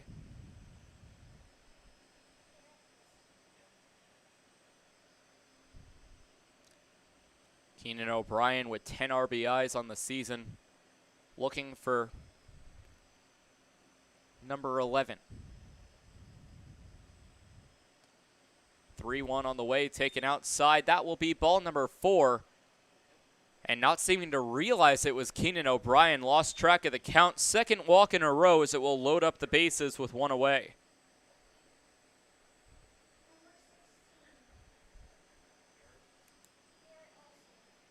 Time will be called as every infielder except for Joey Bramante will come in to talk to Parker Lewis. Since Lewis came into the ballgame, nothing doing.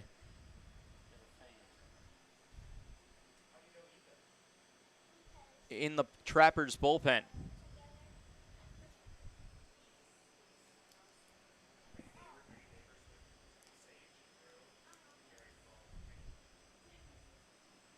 So bases will be loaded for Garrett Olson. Hit a 3-run home run back in the first inning. Now has an opportunity for a grand slam.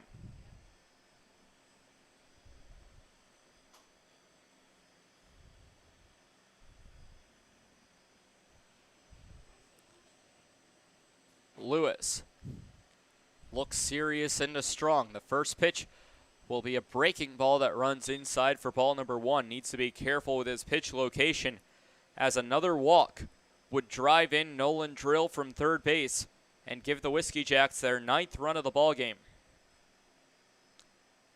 1-0 on the way, taken outside for ball 2.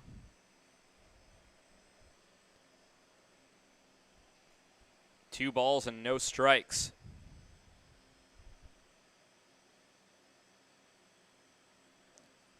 Wind up and pitch by Parker Lewis. Swung on, chopped over to the third baseman. On to Strong for out number 1. Now the throw on to first, not in time. Bramante will now come out.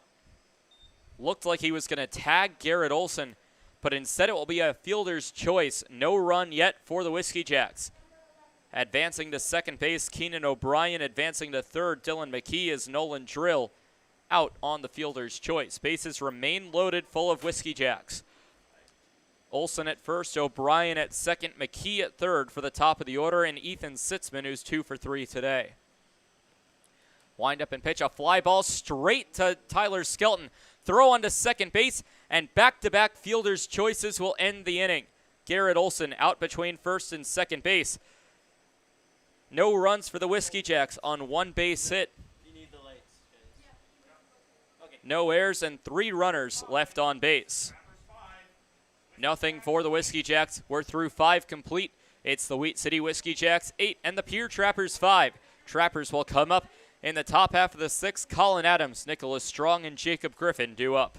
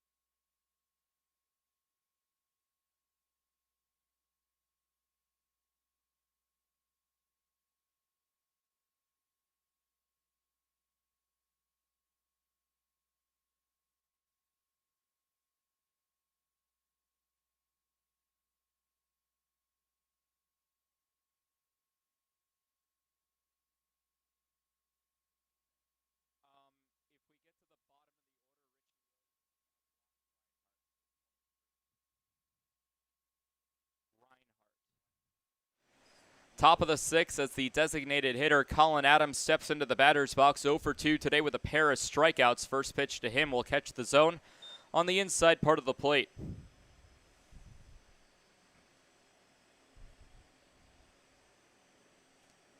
So no balls and a strike to the Trappers designated hitter. Pitch will run inside for ball number 1. Adams does seem to do better at the plate when he is in the field, whether that be behind the plate or at third base, his two natural positions. Now the 1-1. That one will be ripped into left field. A base hit for Colin Adams, his first of the day, as it will be a leadoff single as the Trappers have now led off an inning in 4 of the 6 innings. The catcher, number 35, Nick Strong, 1 for 2 today. Grounded out to the shortstop in the second inning and doubled in the fourth. His double extended his hitting streak to 14 consecutive games dating back to the middle of June.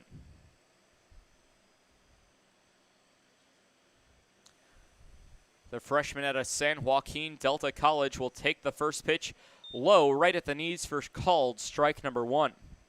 Seems to be a wider strike zone tonight for Tristan Jones behind the plate.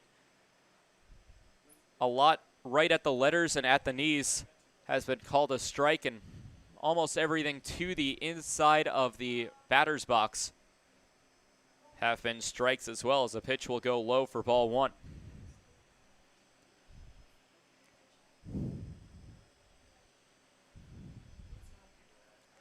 Sam Marhefke still on the mound. Despite allowing 5 runs, he's in for his 6th inning of work. It does seem to be action in the Whiskey Jack bullpen down the right field line.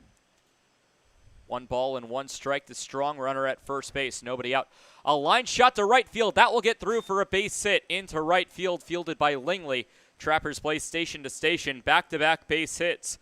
Strong with a single, 2 legs shy of the cycle for himself, but it's the 2 hardest legs for Strong, the triple and home run. It'll bring up Jacob Griffin. In both times Griffin has had a plate appearance, he has come around to score. And if history repeats itself, it would tie the ball game for the Trappers, as it would assume that Adams and Strong come in as well. Singleton came around to score. Walkton came around to score. First pitch from Marhefke will catch the outside part of the plate for strike 1. Cole Yancey stands on deck, who's 1 for 1 today.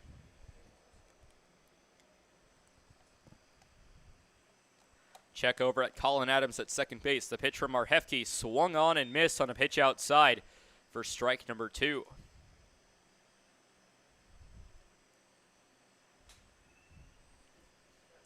An 0-2 count to Jacob Griffin.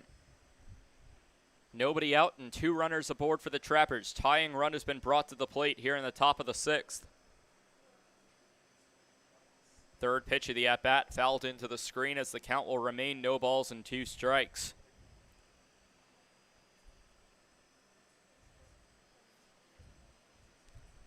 About an hour and 45 minutes into today's ball game. First pitch today was at 7:02.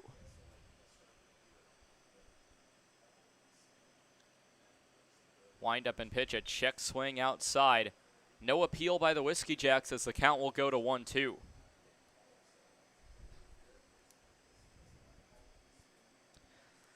Just one more game after tonight for both teams until the 2021 Expedition League All-Star break, with the Home Run Derby and All-Star game between the Lewis and Clark divisions.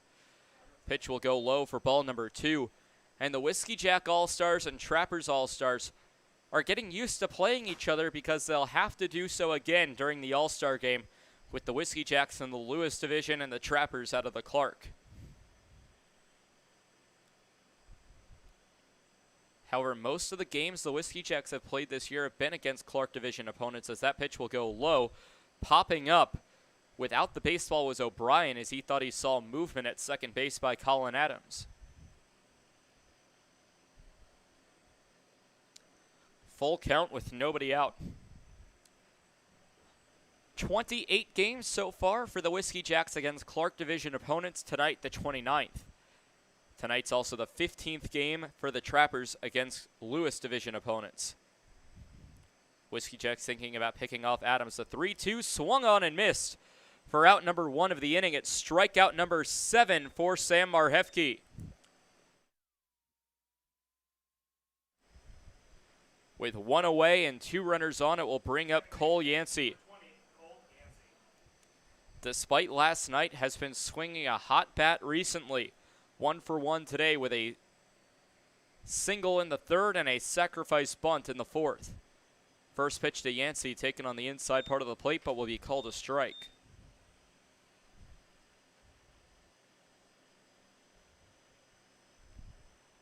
Runners at first and second, Strong at first, Adams at second base, 1 away in the inning, top of the 6th, 8-5 Whiskey Jacks. Line shot to left field, that'll be a base hit for Cole Yancey.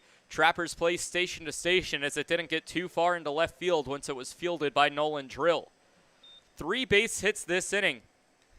And with the slowest of those runners on the base paths being the lead runner and Colin Adams, the Trappers forced to play station for station. Adams advances to 3rd. Strong gets to second base. Brock Reinhardt, the right fielder, comes in to take the at-bat. It's his first at-bat of the day, coming in for Richie Williams, who was ejected from this ballgame back in the 4th. First pitch from Marhefke swung on and missed by Reinhardt for strike 1.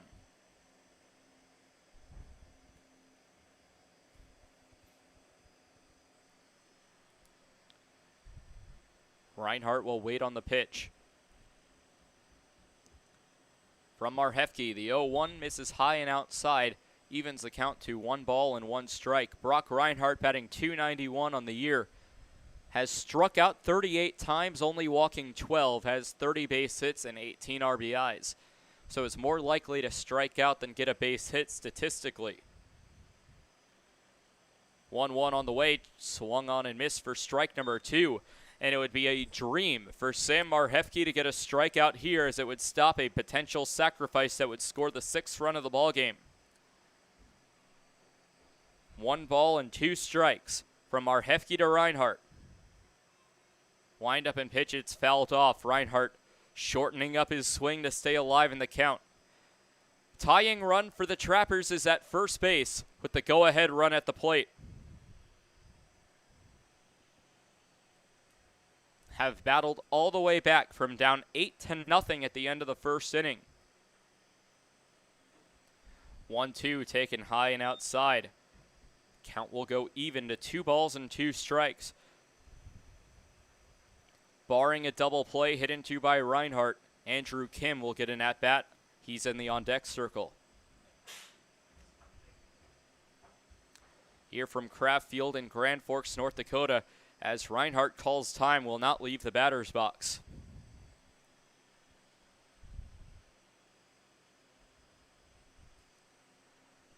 2-2 the count. Marhefke checks over at the 3rd. The windup and pitch on the 2-2. Fly ball to left field. Adams heading back, ready for the tag. Drill will make the catch, and here comes Adams, and the throw to the plate will be cut off, and Adams gets in to score. It's now 8-6, Wheat City in the lead. No other runner took off. Reinhardt, a sacrifice fly to left field, will score Colin Adams. Center fielder, number 5, Andrew Kim. It'll bring up Andrew Kim with 2 on and 2 away.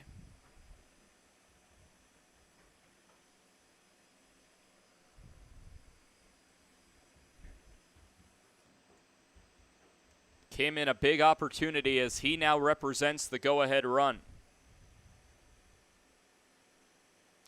In a short time with the Trappers, no home runs in the Expedition League season. He did have one in the regular season as a ground ball heads over to Sitzman.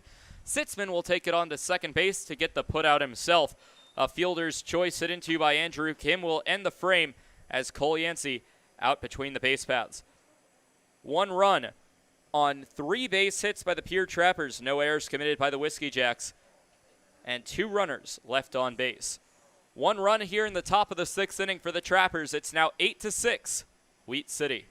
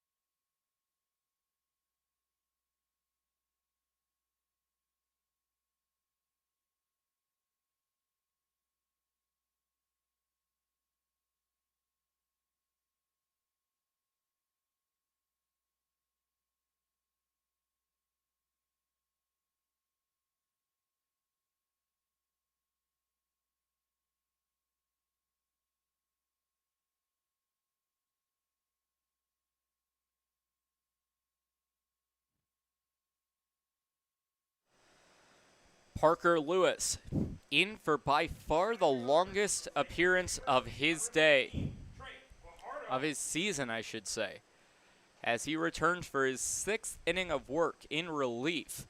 Here in inning number 6 as he relieves Mason Torvey, who could not record an out. First pitch breaking ball that will miss for ball 1.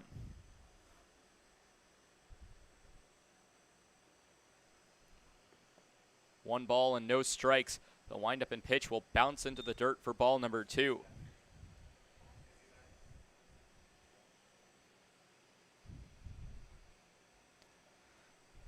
An update from around the Expedition League, a very tight ball game and a barn burner in western Nebraska. Still 3-0 Spuds over the Big Sticks in the 7th as a high pop fly in the infield.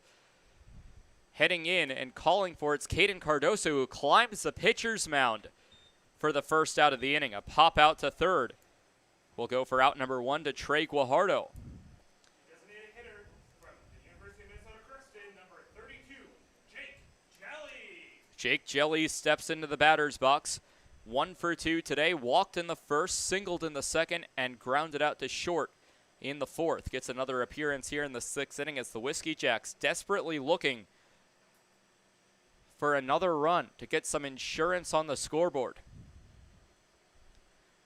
As it will start with a base hit by Jake Jelly into center field, fielded by Andrew Kim in center.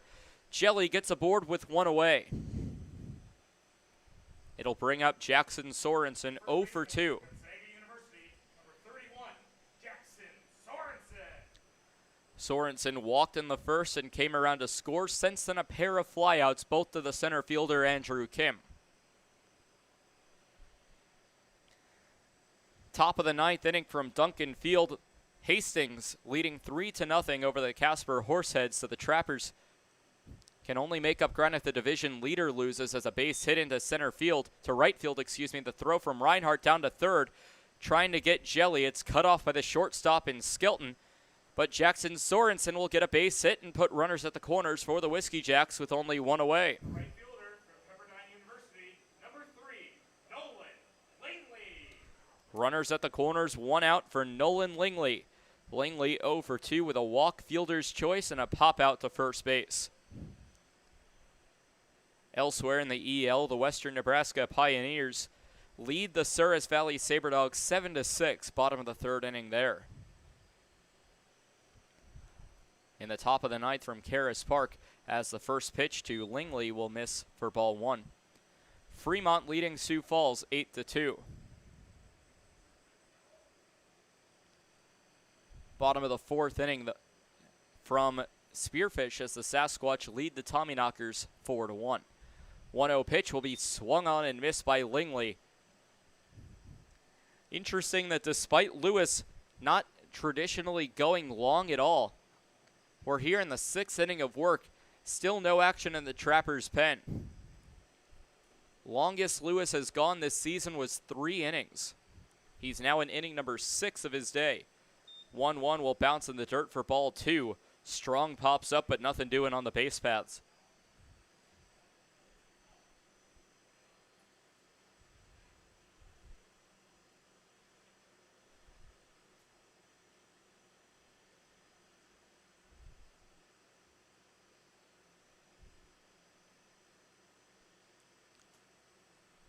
Two one on the way. High fly ball. That should be enough for a sacrifice fly. Reinhardt ranges back, makes the catch, and breaking for home is going to be Jake Jelly, sliding into second base as well. Reinhardt's throw not in time as the Whiskey Jacks have put up their first run since the 1st inning. A sac fly for Nolan Langley will go out for out number 2. Jelly scores as Sorensen takes off from first to get the scoring position again. He's now at second base as it brings up Nolan Drill, who's 2 for 3. A single in the 1st and 5th with a pop out to second base in the 2nd inning.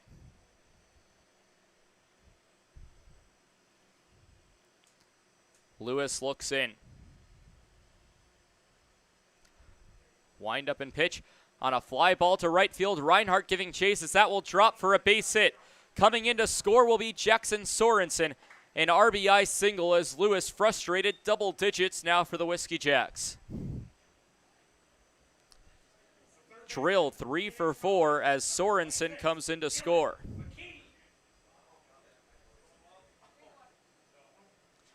Two runs for the Whiskey Jacks here in the bottom of the 6th.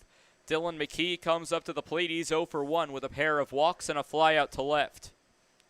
Runner at first base in Nolan Drill. Runner goes on the pitch inside. The throw down by Strong is offline and running into Tyler Skelton. It's a live ball. The throw down by Yancey to third base. And that one is not in time. And the Trappers, everybody is going to explode from the dugout in frustration. Oh my goodness, highway robbery for the Pierre Trappers. Caden Cardoso is hot with Samuel Barrett. There's already been one ejection on a Trapper player today.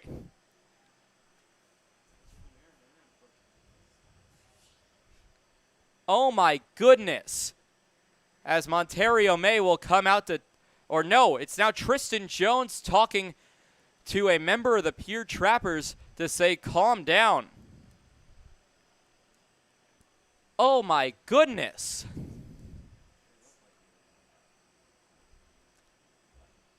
You could see even on the Whiskey Jack players' faces that they were just in shock that that was a safe call. So Nolan Drill with a stolen base and an error by the catcher.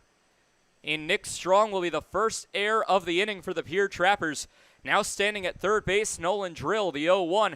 A fly ball right to the shortstop in Skelton. Skelton fires onto first base in time for the out, so it does not end up mattering. 2 runs, both of them earned for Wheat City. 3 base hits, an error for the Trappers, and 1 runner left on base. 2 come across for the Whiskey Jacks. It's now 10-6 Wheat City through 6 innings. Top of the 7th with Skelton, Cardoso, and Bramante due up.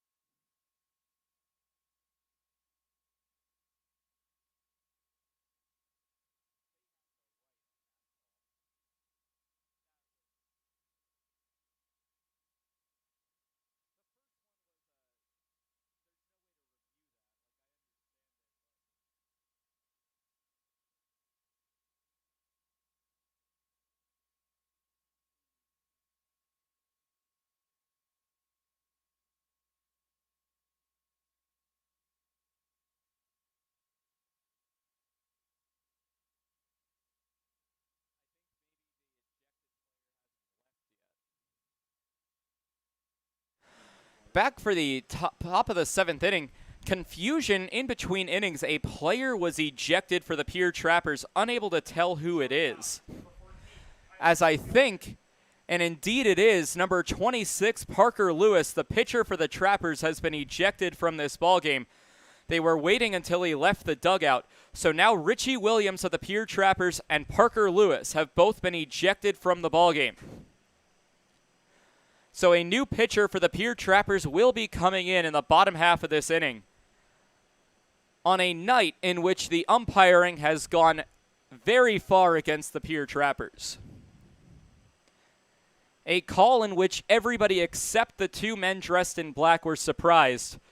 Parker Lewis, as a throw in by the new pitcher Cameron Daigle, which, by the way, after all of that, a new pitcher for the Wheat City Whiskey Jacks. Cameron Daigle, in his 11th appearance for Wheat City, has a 5.17 ERA and a 1-0 record in 24 1/3 innings pitched. Last pitched 2 days ago on July 15th against the Pierre Trappers. 1 inning pitched, 4 hits allowed, 3 runs, none of them earned, as the pitch will run inside to Skelton. 2 balls and no strikes.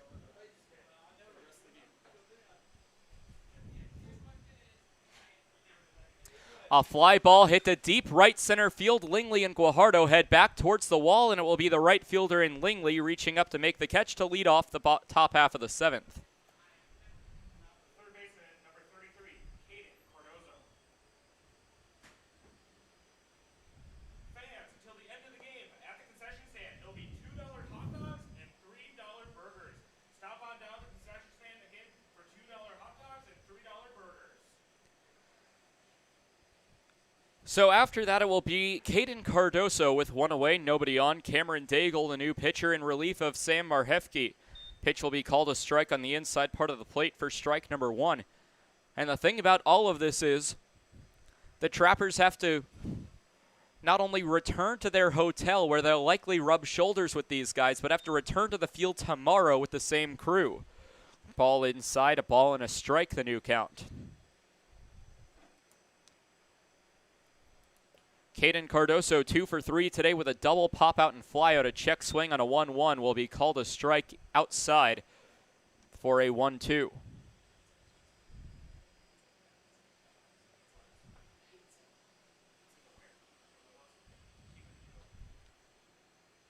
One-two on the outside part of the plate will be called strike number 3. So Cameron Daigle gets through the first 2 batters and the first strikeout of the ball game for Daigle. Sam Marhefke having a decent day on the mound for Wheat City. In 6 innings pitched, allowed 9 hits, 6 runs, 5 of them earned, walking 2 and striking out 7 batters. Joey Bramonte 0 for 3 today with a ground out to third and a pair of strikeouts. First pitch swinging, dribble down the third base line for strike number 1.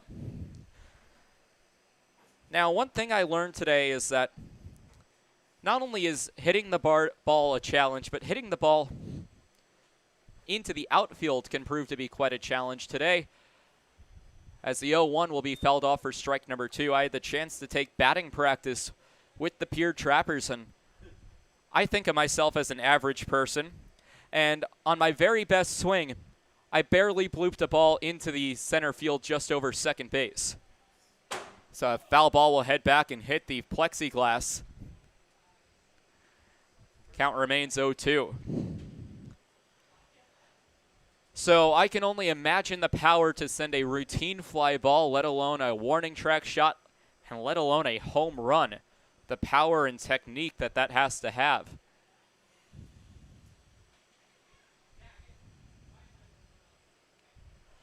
And 0-2, as that one's going to be a deep fly ball down to the right field line. Count will remain 0-2.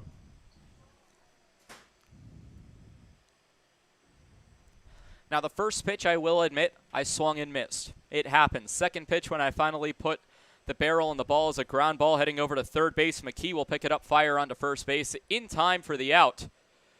So a 5-3 ground out will leave it there. I'll continue with that story after the 7th inning stretch when O'Brien, Olson, and Sitzman due up for the Whiskey Jacks in the bottom half of the 7th. This inning, no runs, no hits, no errors, and nobody left on base for Pierre.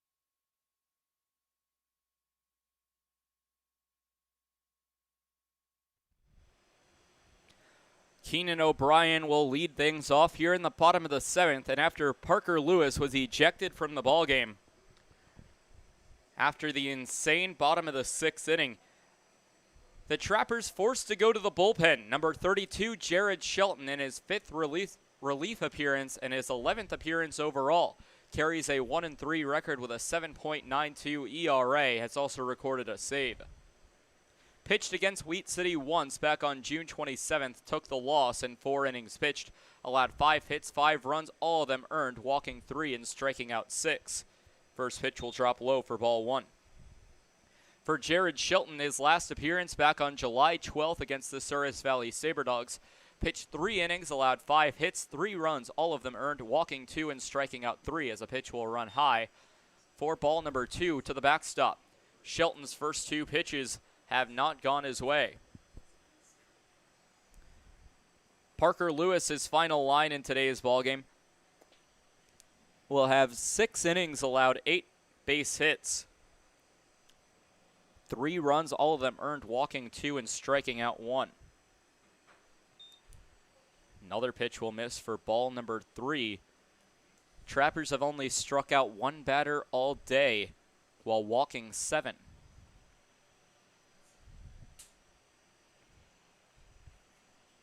A 3-0 count will catch the strike zone on the inside part of the plate for strike number 1. Now, one thing in the bigger picture to try to wrap your head around is for the Pierre Trappers, a 3-1 on the outside part of the plate for ball number 4, as Keenan O'Brien will draw a leadoff walk. The Trappers are already short on position players, as Garrett Olson steps into the batter's box, is 2 for 3 today with a home run, single, and a fielder's choice.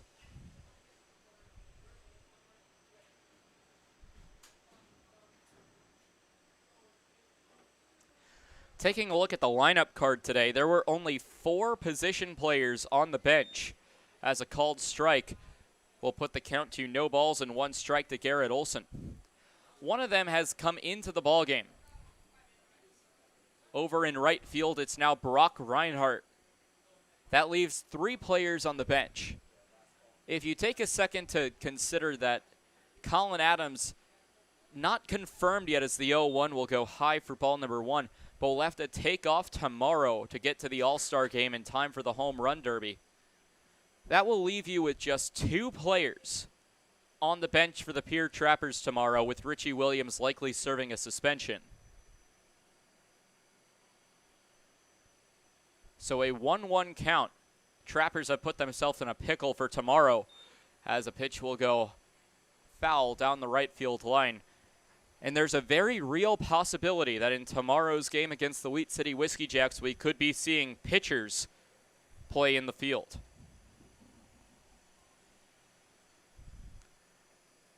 So a 1-2 with nobody out. Keenan O'Brien stands at first base for the Garrett Olson at bat.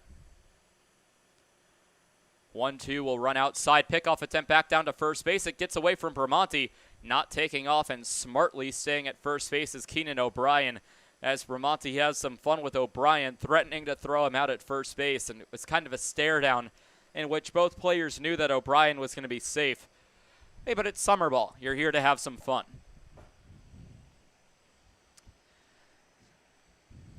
So back to the story I was telling in the top half of this inning about how I took batting practice and I discovered that it was harder than it looks to just put a ball into the outfield as a fly ball into center field. Underneath, that's going to be Andrew Kim, who reaches up and makes the catch for out number 1. It will bring up Ethan Sitzman, who's 2 for 4.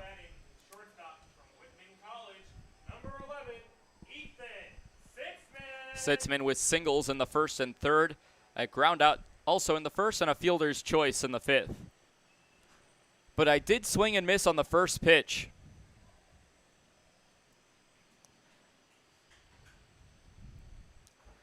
And on the second pitch that was thrown to me by the Trappers assistant coach and Coach Jamie, the first pitch will go high and outside for ball number 1 to Ethan Sitzman.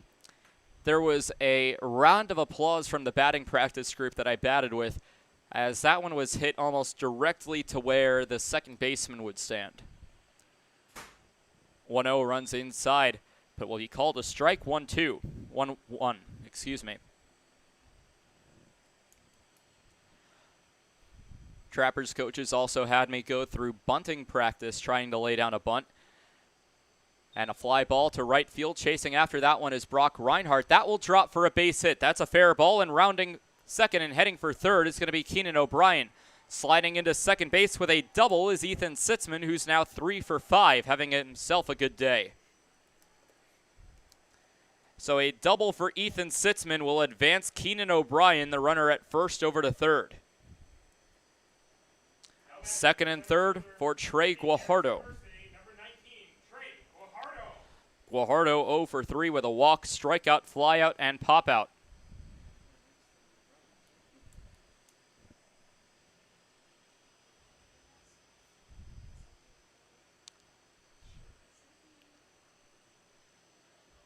Jared Shelton climbs back up the hill, taking Guajardo a moment to step into the batter's box, and he finally does.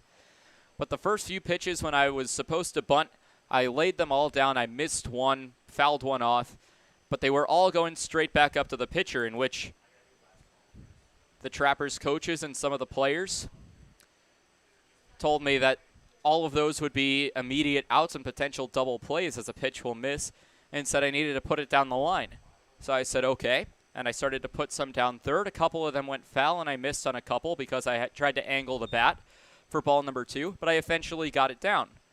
Now, those were batting practice balls thrown by the pitcher right now in Jared Shelton, and not 80-mile-per-hour fastballs. But I think we might have found something that I'm good at, laying down bunts. So I'm proposing a pitch that goes high for ball 3, a new position called the DB, or designated bunter, and somebody get me a uniform.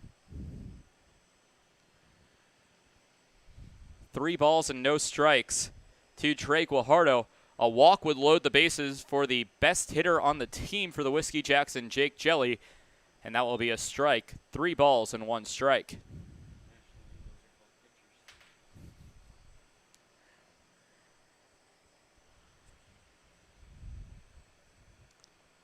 So a 3-1 pitch from Jared Shelton. A ground ball over to second base. Now taking it himself, a rare 4 unassisted for Cole Yancey. No runner taking off, and not covering first base was Joey Bramonte, so Yancey said, fine, I'll do it myself.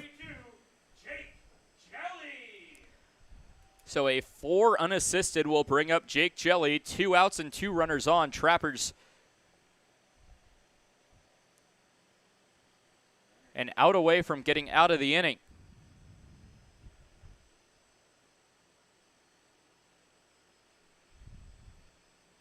A check back over at second base. Shelton steps off the rubber for just a moment.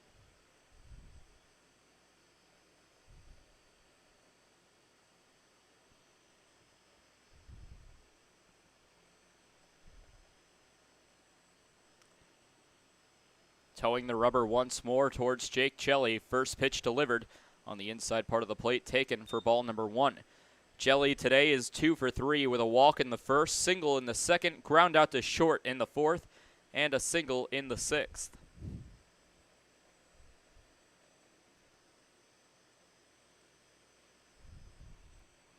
One 0 pitch that goes low will put the count to 2 balls and no strikes.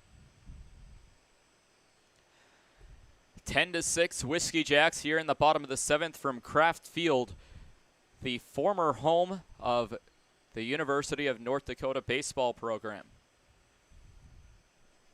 2-0 pitch will catch the strike zone to run the count to 2 balls and 1 strike. Unfortunately, the baseball program at UND was discontinued. However, softball remains a sport, but Kraft Field has been retired from collegiate baseball, at least for now. 2-1. High pop fly into right field. Reinhardt chasing after it. Has to run a little further than he thought, but will end up reaching up and making the catch. No runs come across for the Whiskey Jacks. No runs off 1 base hit. No errors for the Pierre Trappers, and 2 runners left on base.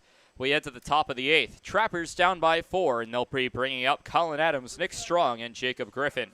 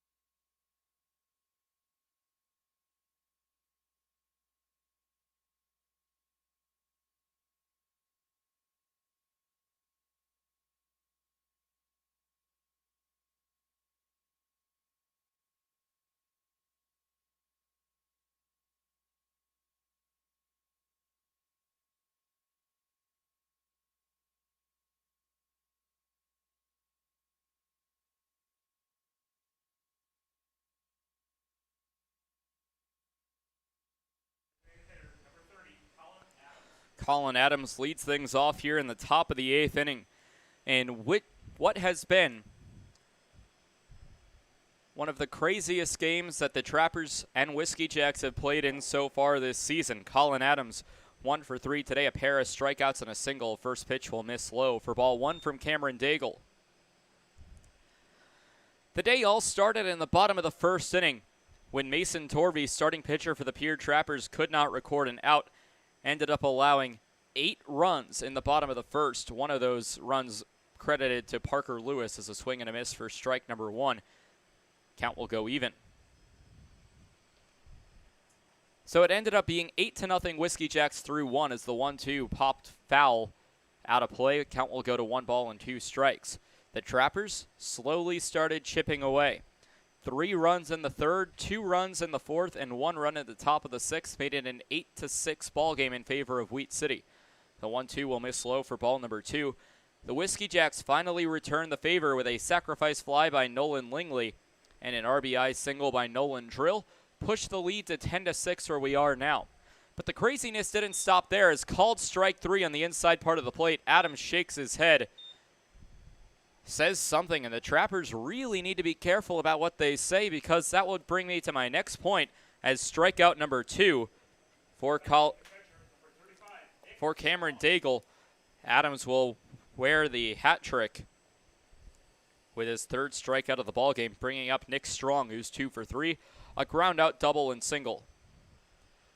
But the Trappers need to be careful about what they say because of 2 players that have been ejected from today's ballgame. Pitch will run outside for ball number 1. The first was Richie Williams back in the 1st inning when he was thrown out heading for 3rd on a bang-bang play. A swing and a miss by Strong will go for strike number 1, in which it did not look like McKee made the tag. It was really a 50-50 play, and with no replay review, that's really up to the umpire's decision. Williams, who was thrown out on the play, was upset about it, said something to the field umpire and Samuel Barrett, and that's what caused, as a fly ball hit the deep left field, heading back towards the wall. It will one hop off the wall. Nolan Drill heads out to get it. Nick Strong will pull into second base with a 1-out double. Strong 3 for 4 today with a pair of doubles and a single. Time will be called as Coach Jamie, the 3rd base coach for the Trappers, comes out to get his batting gloves. But a couple of innings later, at the end of the 6th inning, on a play in which Nolan Drill was called safe at 3rd base, in which the throw beat him, looked like the tag was applied by both teams as the first pitch swung on and missed by Jacob Griffin for strike number 1. However, was called safe by Samuel Barrett, the opposite of what happened in the 4th inning for the Trappers, and naturally, the Trappers' dugout was upset by the call. As the 0-1 fouled back into the screen will push the count to no balls and 2 strikes. A lot was said by the Trappers' dugout as almost every single member left the dugout to attack the 2 umpires. In the end, only 1 player was ejected from that mess, in number 26, Parker Lewis, who was at the time the current pitcher and had to be relieved for by Jared Shelton. An 0-2 back up the middle, heading over to the second baseman, diving for it as Olsen can't get there. Rounding 3rd and coming home is going to be Nick Strong, and an RBI single for Jacob Griffin will put the Trappers back on the board. 10-7 the new score. So the base hit by Jacob Griffin will bring home Nick Strong. All in all, it's been an insane game in which it should be a blowout right now for Wheat City. They have not given up the lead, but the lead has been cut to as close as 2 for the Pierre Trappers, as it will bring up Cole Yancey, who's 2 for 2.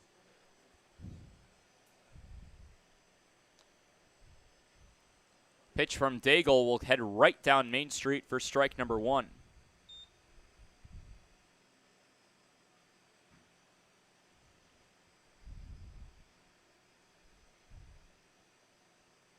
An 0-1 pitch from Daigle will go low.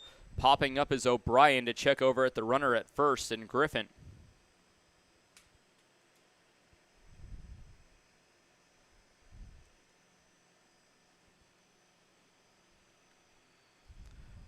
1-1 pitch will be fouled off down the right field line. Count will run to 1 ball and 2 strikes with 1 away in the inning to Cole Yancey.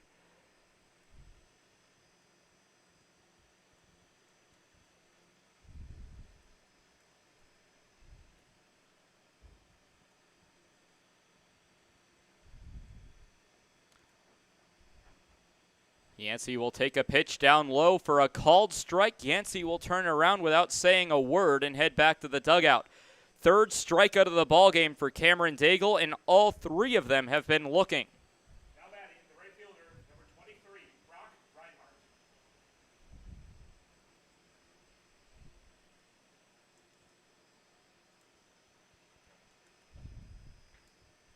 First pitch swinging for Reinhardt.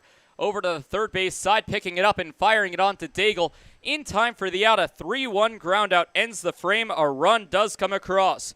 1 run earned on Cameron Daigle off 2 base hits, no errors, and a runner left on base. Trappers put up 1 in the top half of the 8th. They are still down by 3. 8th inning coming up for the Whiskey Jacks when they'll try to put up another run of insurance with Sorensen, Lingley, and Drill due up.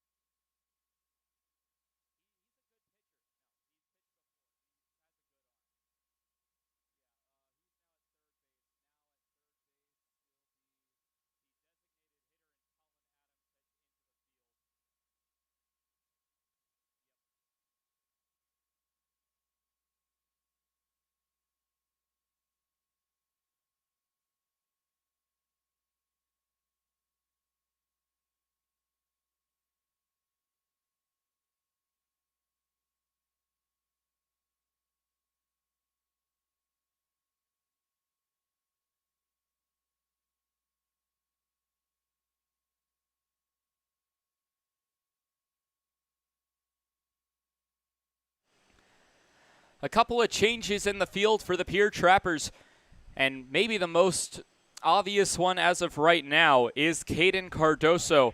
The third baseman comes from in the field to the mound. Does have experience as a pitcher and has actually become one of the better pitchers for the Trappers. He'll be making his 8th appearance so far. Has a 5.40 ERA with a 1-0 record in 11 2/3 innings pitched. First pitch will catch the strike zone inside for strike number 1. Now taking over at Cardoso's former position at third base is the designated hitter in Colin Adams. So the Trappers will lose the DH spot as the pitch will go low for ball number 1. Due up for the Trappers in the top of the 9th is Kim Skelton and Cardoso. So the pitcher will hit for himself in the top of the 9th. 1-1 pitch will go high for ball 2.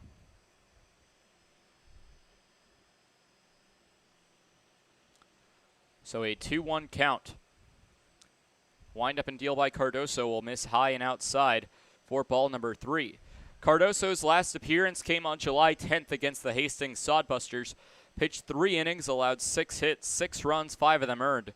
Walking 2 and striking out 6 in what was his worst appearance so far this season. Pitch will go low for ball 4, and the leadoff batter in Jackson Sorensen will get a free pass to first. It'll bring up Nolan Lingley. Number 3, Nolan Lingley.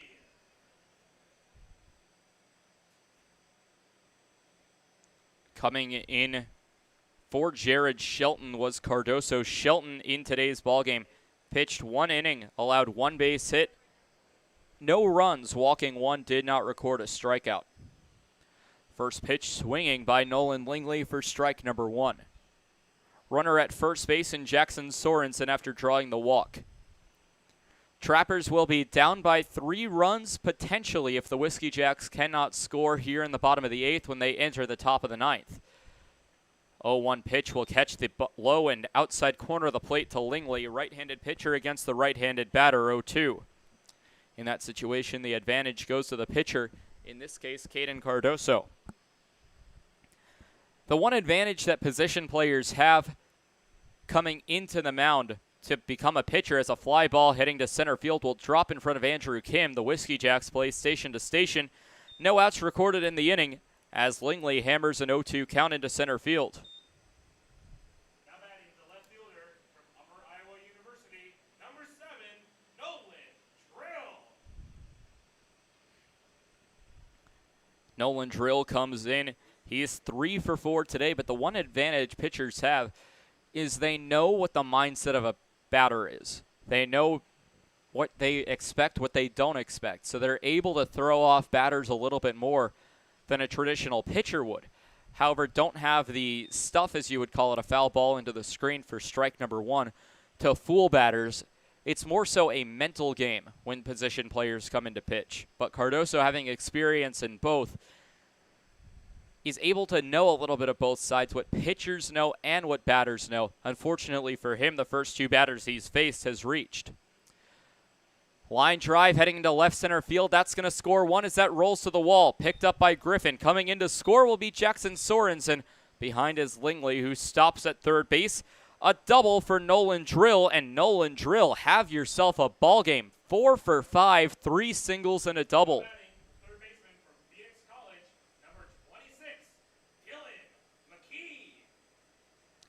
So that makes it 11-7. Trappers now going to need 4 runs, potentially more, depending on what happens the rest of this inning.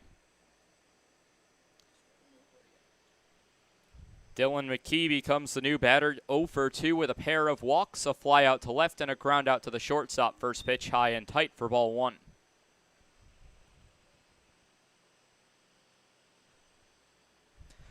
First pitch tomorrow between the Whiskey Jacks and Trappers and a series finale at 5:30. A fly ball, pop fly, over to the third base side. Colin Adams underneath that one, who will reach up and make the catch for the first out of the inning.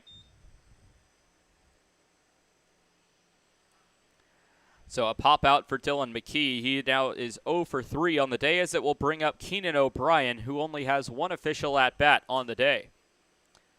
Hit a sacrifice fly, a normal fly out, and a pair of walks after that, so O'Brien is still 0 for 1. Has been since the 3rd. Pitch will run high and tight, missing for ball 1. Updates from around the Expedition League scoreboard. Hastings defeating Casper 3-0, so they will at least maintain a half-game lead on the Pierre Trappers as a called strike goes low for strike 1. And the Fremont Moo defeat the Sioux Falls Sunfish by a final score of 8-7. They now take the lead in the Clark Division at 12-4. 1-1 swung on and missed by O'Brien for strike 2 as the count will run to 1 ball and 2 strikes from Cardoso to O'Brien. Bottom of the 8th, the Spuds lead the Big Sticks 3-0. Bottom of the 5th, Sasquatch lead the Tommyknockers 9-2. As there's a deep fly ball to left field. Chasing back is Griffin. Will look up at the wall, and this one will bounce off the wall. Into score comes Lingley. Right behind him is Nolan Drill. It is a 2 RBI double by Keenan O'Brien. It's now a 6-run lead for the Whiskey Jacks, putting up a 3 spot here in the 8th. Second double of the inning as well, as the 8-hole batter gets a couple of RBIs.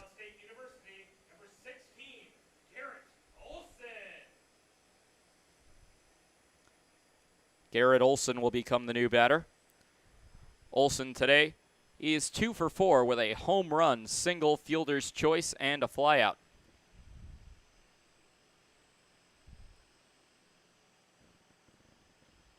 Runner at second base and Keenan O'Brien after the double. The windup and pitch by Cardoso will be skied over to right field in foul territory, well out of play. So the count runs to no balls and a strike.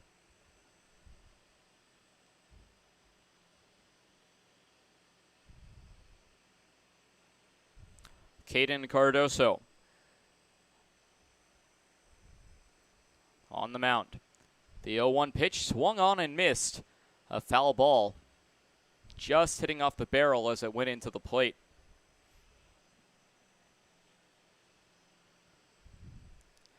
Cardoso offensively today is 1 for 4. The lone Canadian on the team not getting a boost from hearing "O Canada" prior to today's ballgame.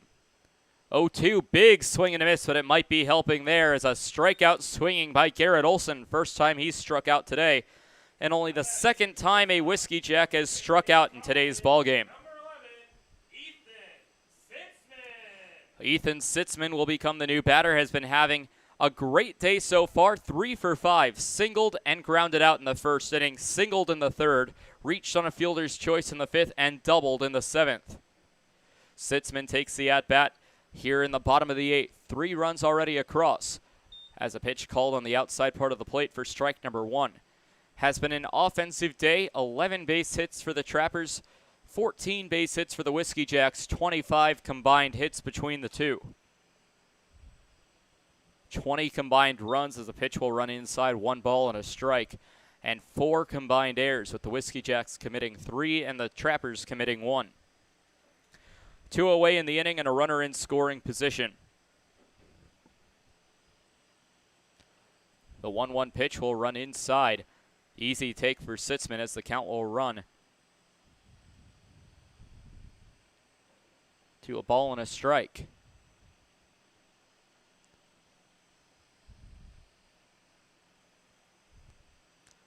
Cardoso, a ground ball over to Cole Yancey. Yancey picks it up, fires onto Bramante. A 4-3 ground out will end the frame as Ethan Sitzman grounds out.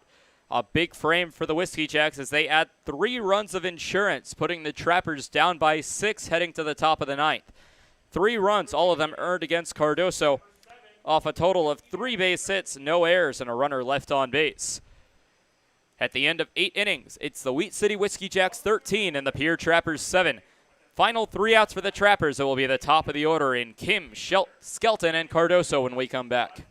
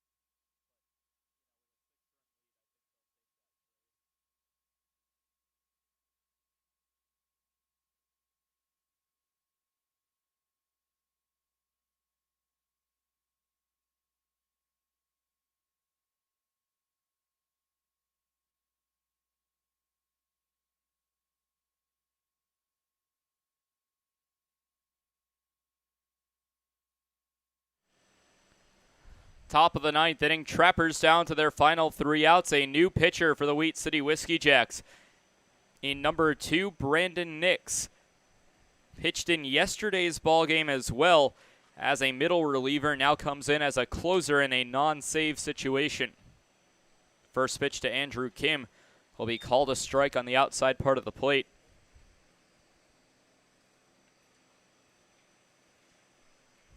Brandon Nix in his 13th appearance this season. In his 3rd consecutive game pitching, as the pitch will go outside for ball number 1. Pitched on July 15th, July 16th, and now July 17th.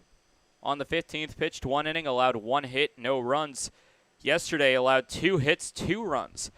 A fly ball to left field. Long run for Drill as that one's going to drop a fair ball for a base hit. Rounding first and now heading for second. Sliding in for second base and out on the play. And the Trappers go crazy once more.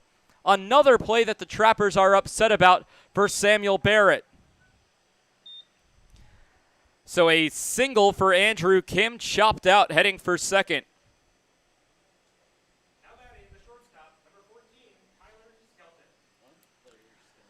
It was a hit down the left field line as it will bring up Tyler Skelton with one away. Joey Bramonte still holding his hands up in the Trappers dugout. Almost like a statue, has not moved before finally putting the hands on his head, and it goes straight back to doing the YMCA. So it will be Tyler Skelton's at bat, 1 for 4.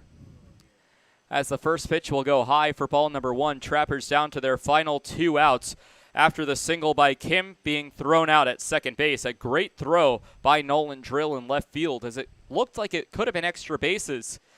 And Kim thought so too. A ground ball should be a routine ground out for Sitzman. The throw on to first is in time, and the Trappers down to their final out, represented by Caden Cardoso. Started today as the Trappers' third baseman, moved on to the pitcher's mound. So he is now the pitcher, number 33, Caden Cardoso, stepping into the left-handed batter's box against the right-handed pitcher in Brandon Nix.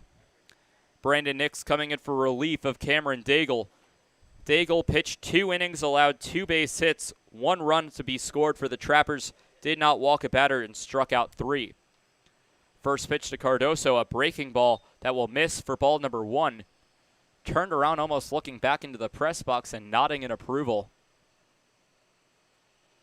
Not sure who he was looking at. 1 ball and no strikes, nobody on.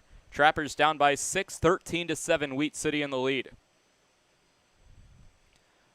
A windup and pitch by Nix, fouled back into the screen. Into the backstop, really. 1 ball and 1 strike.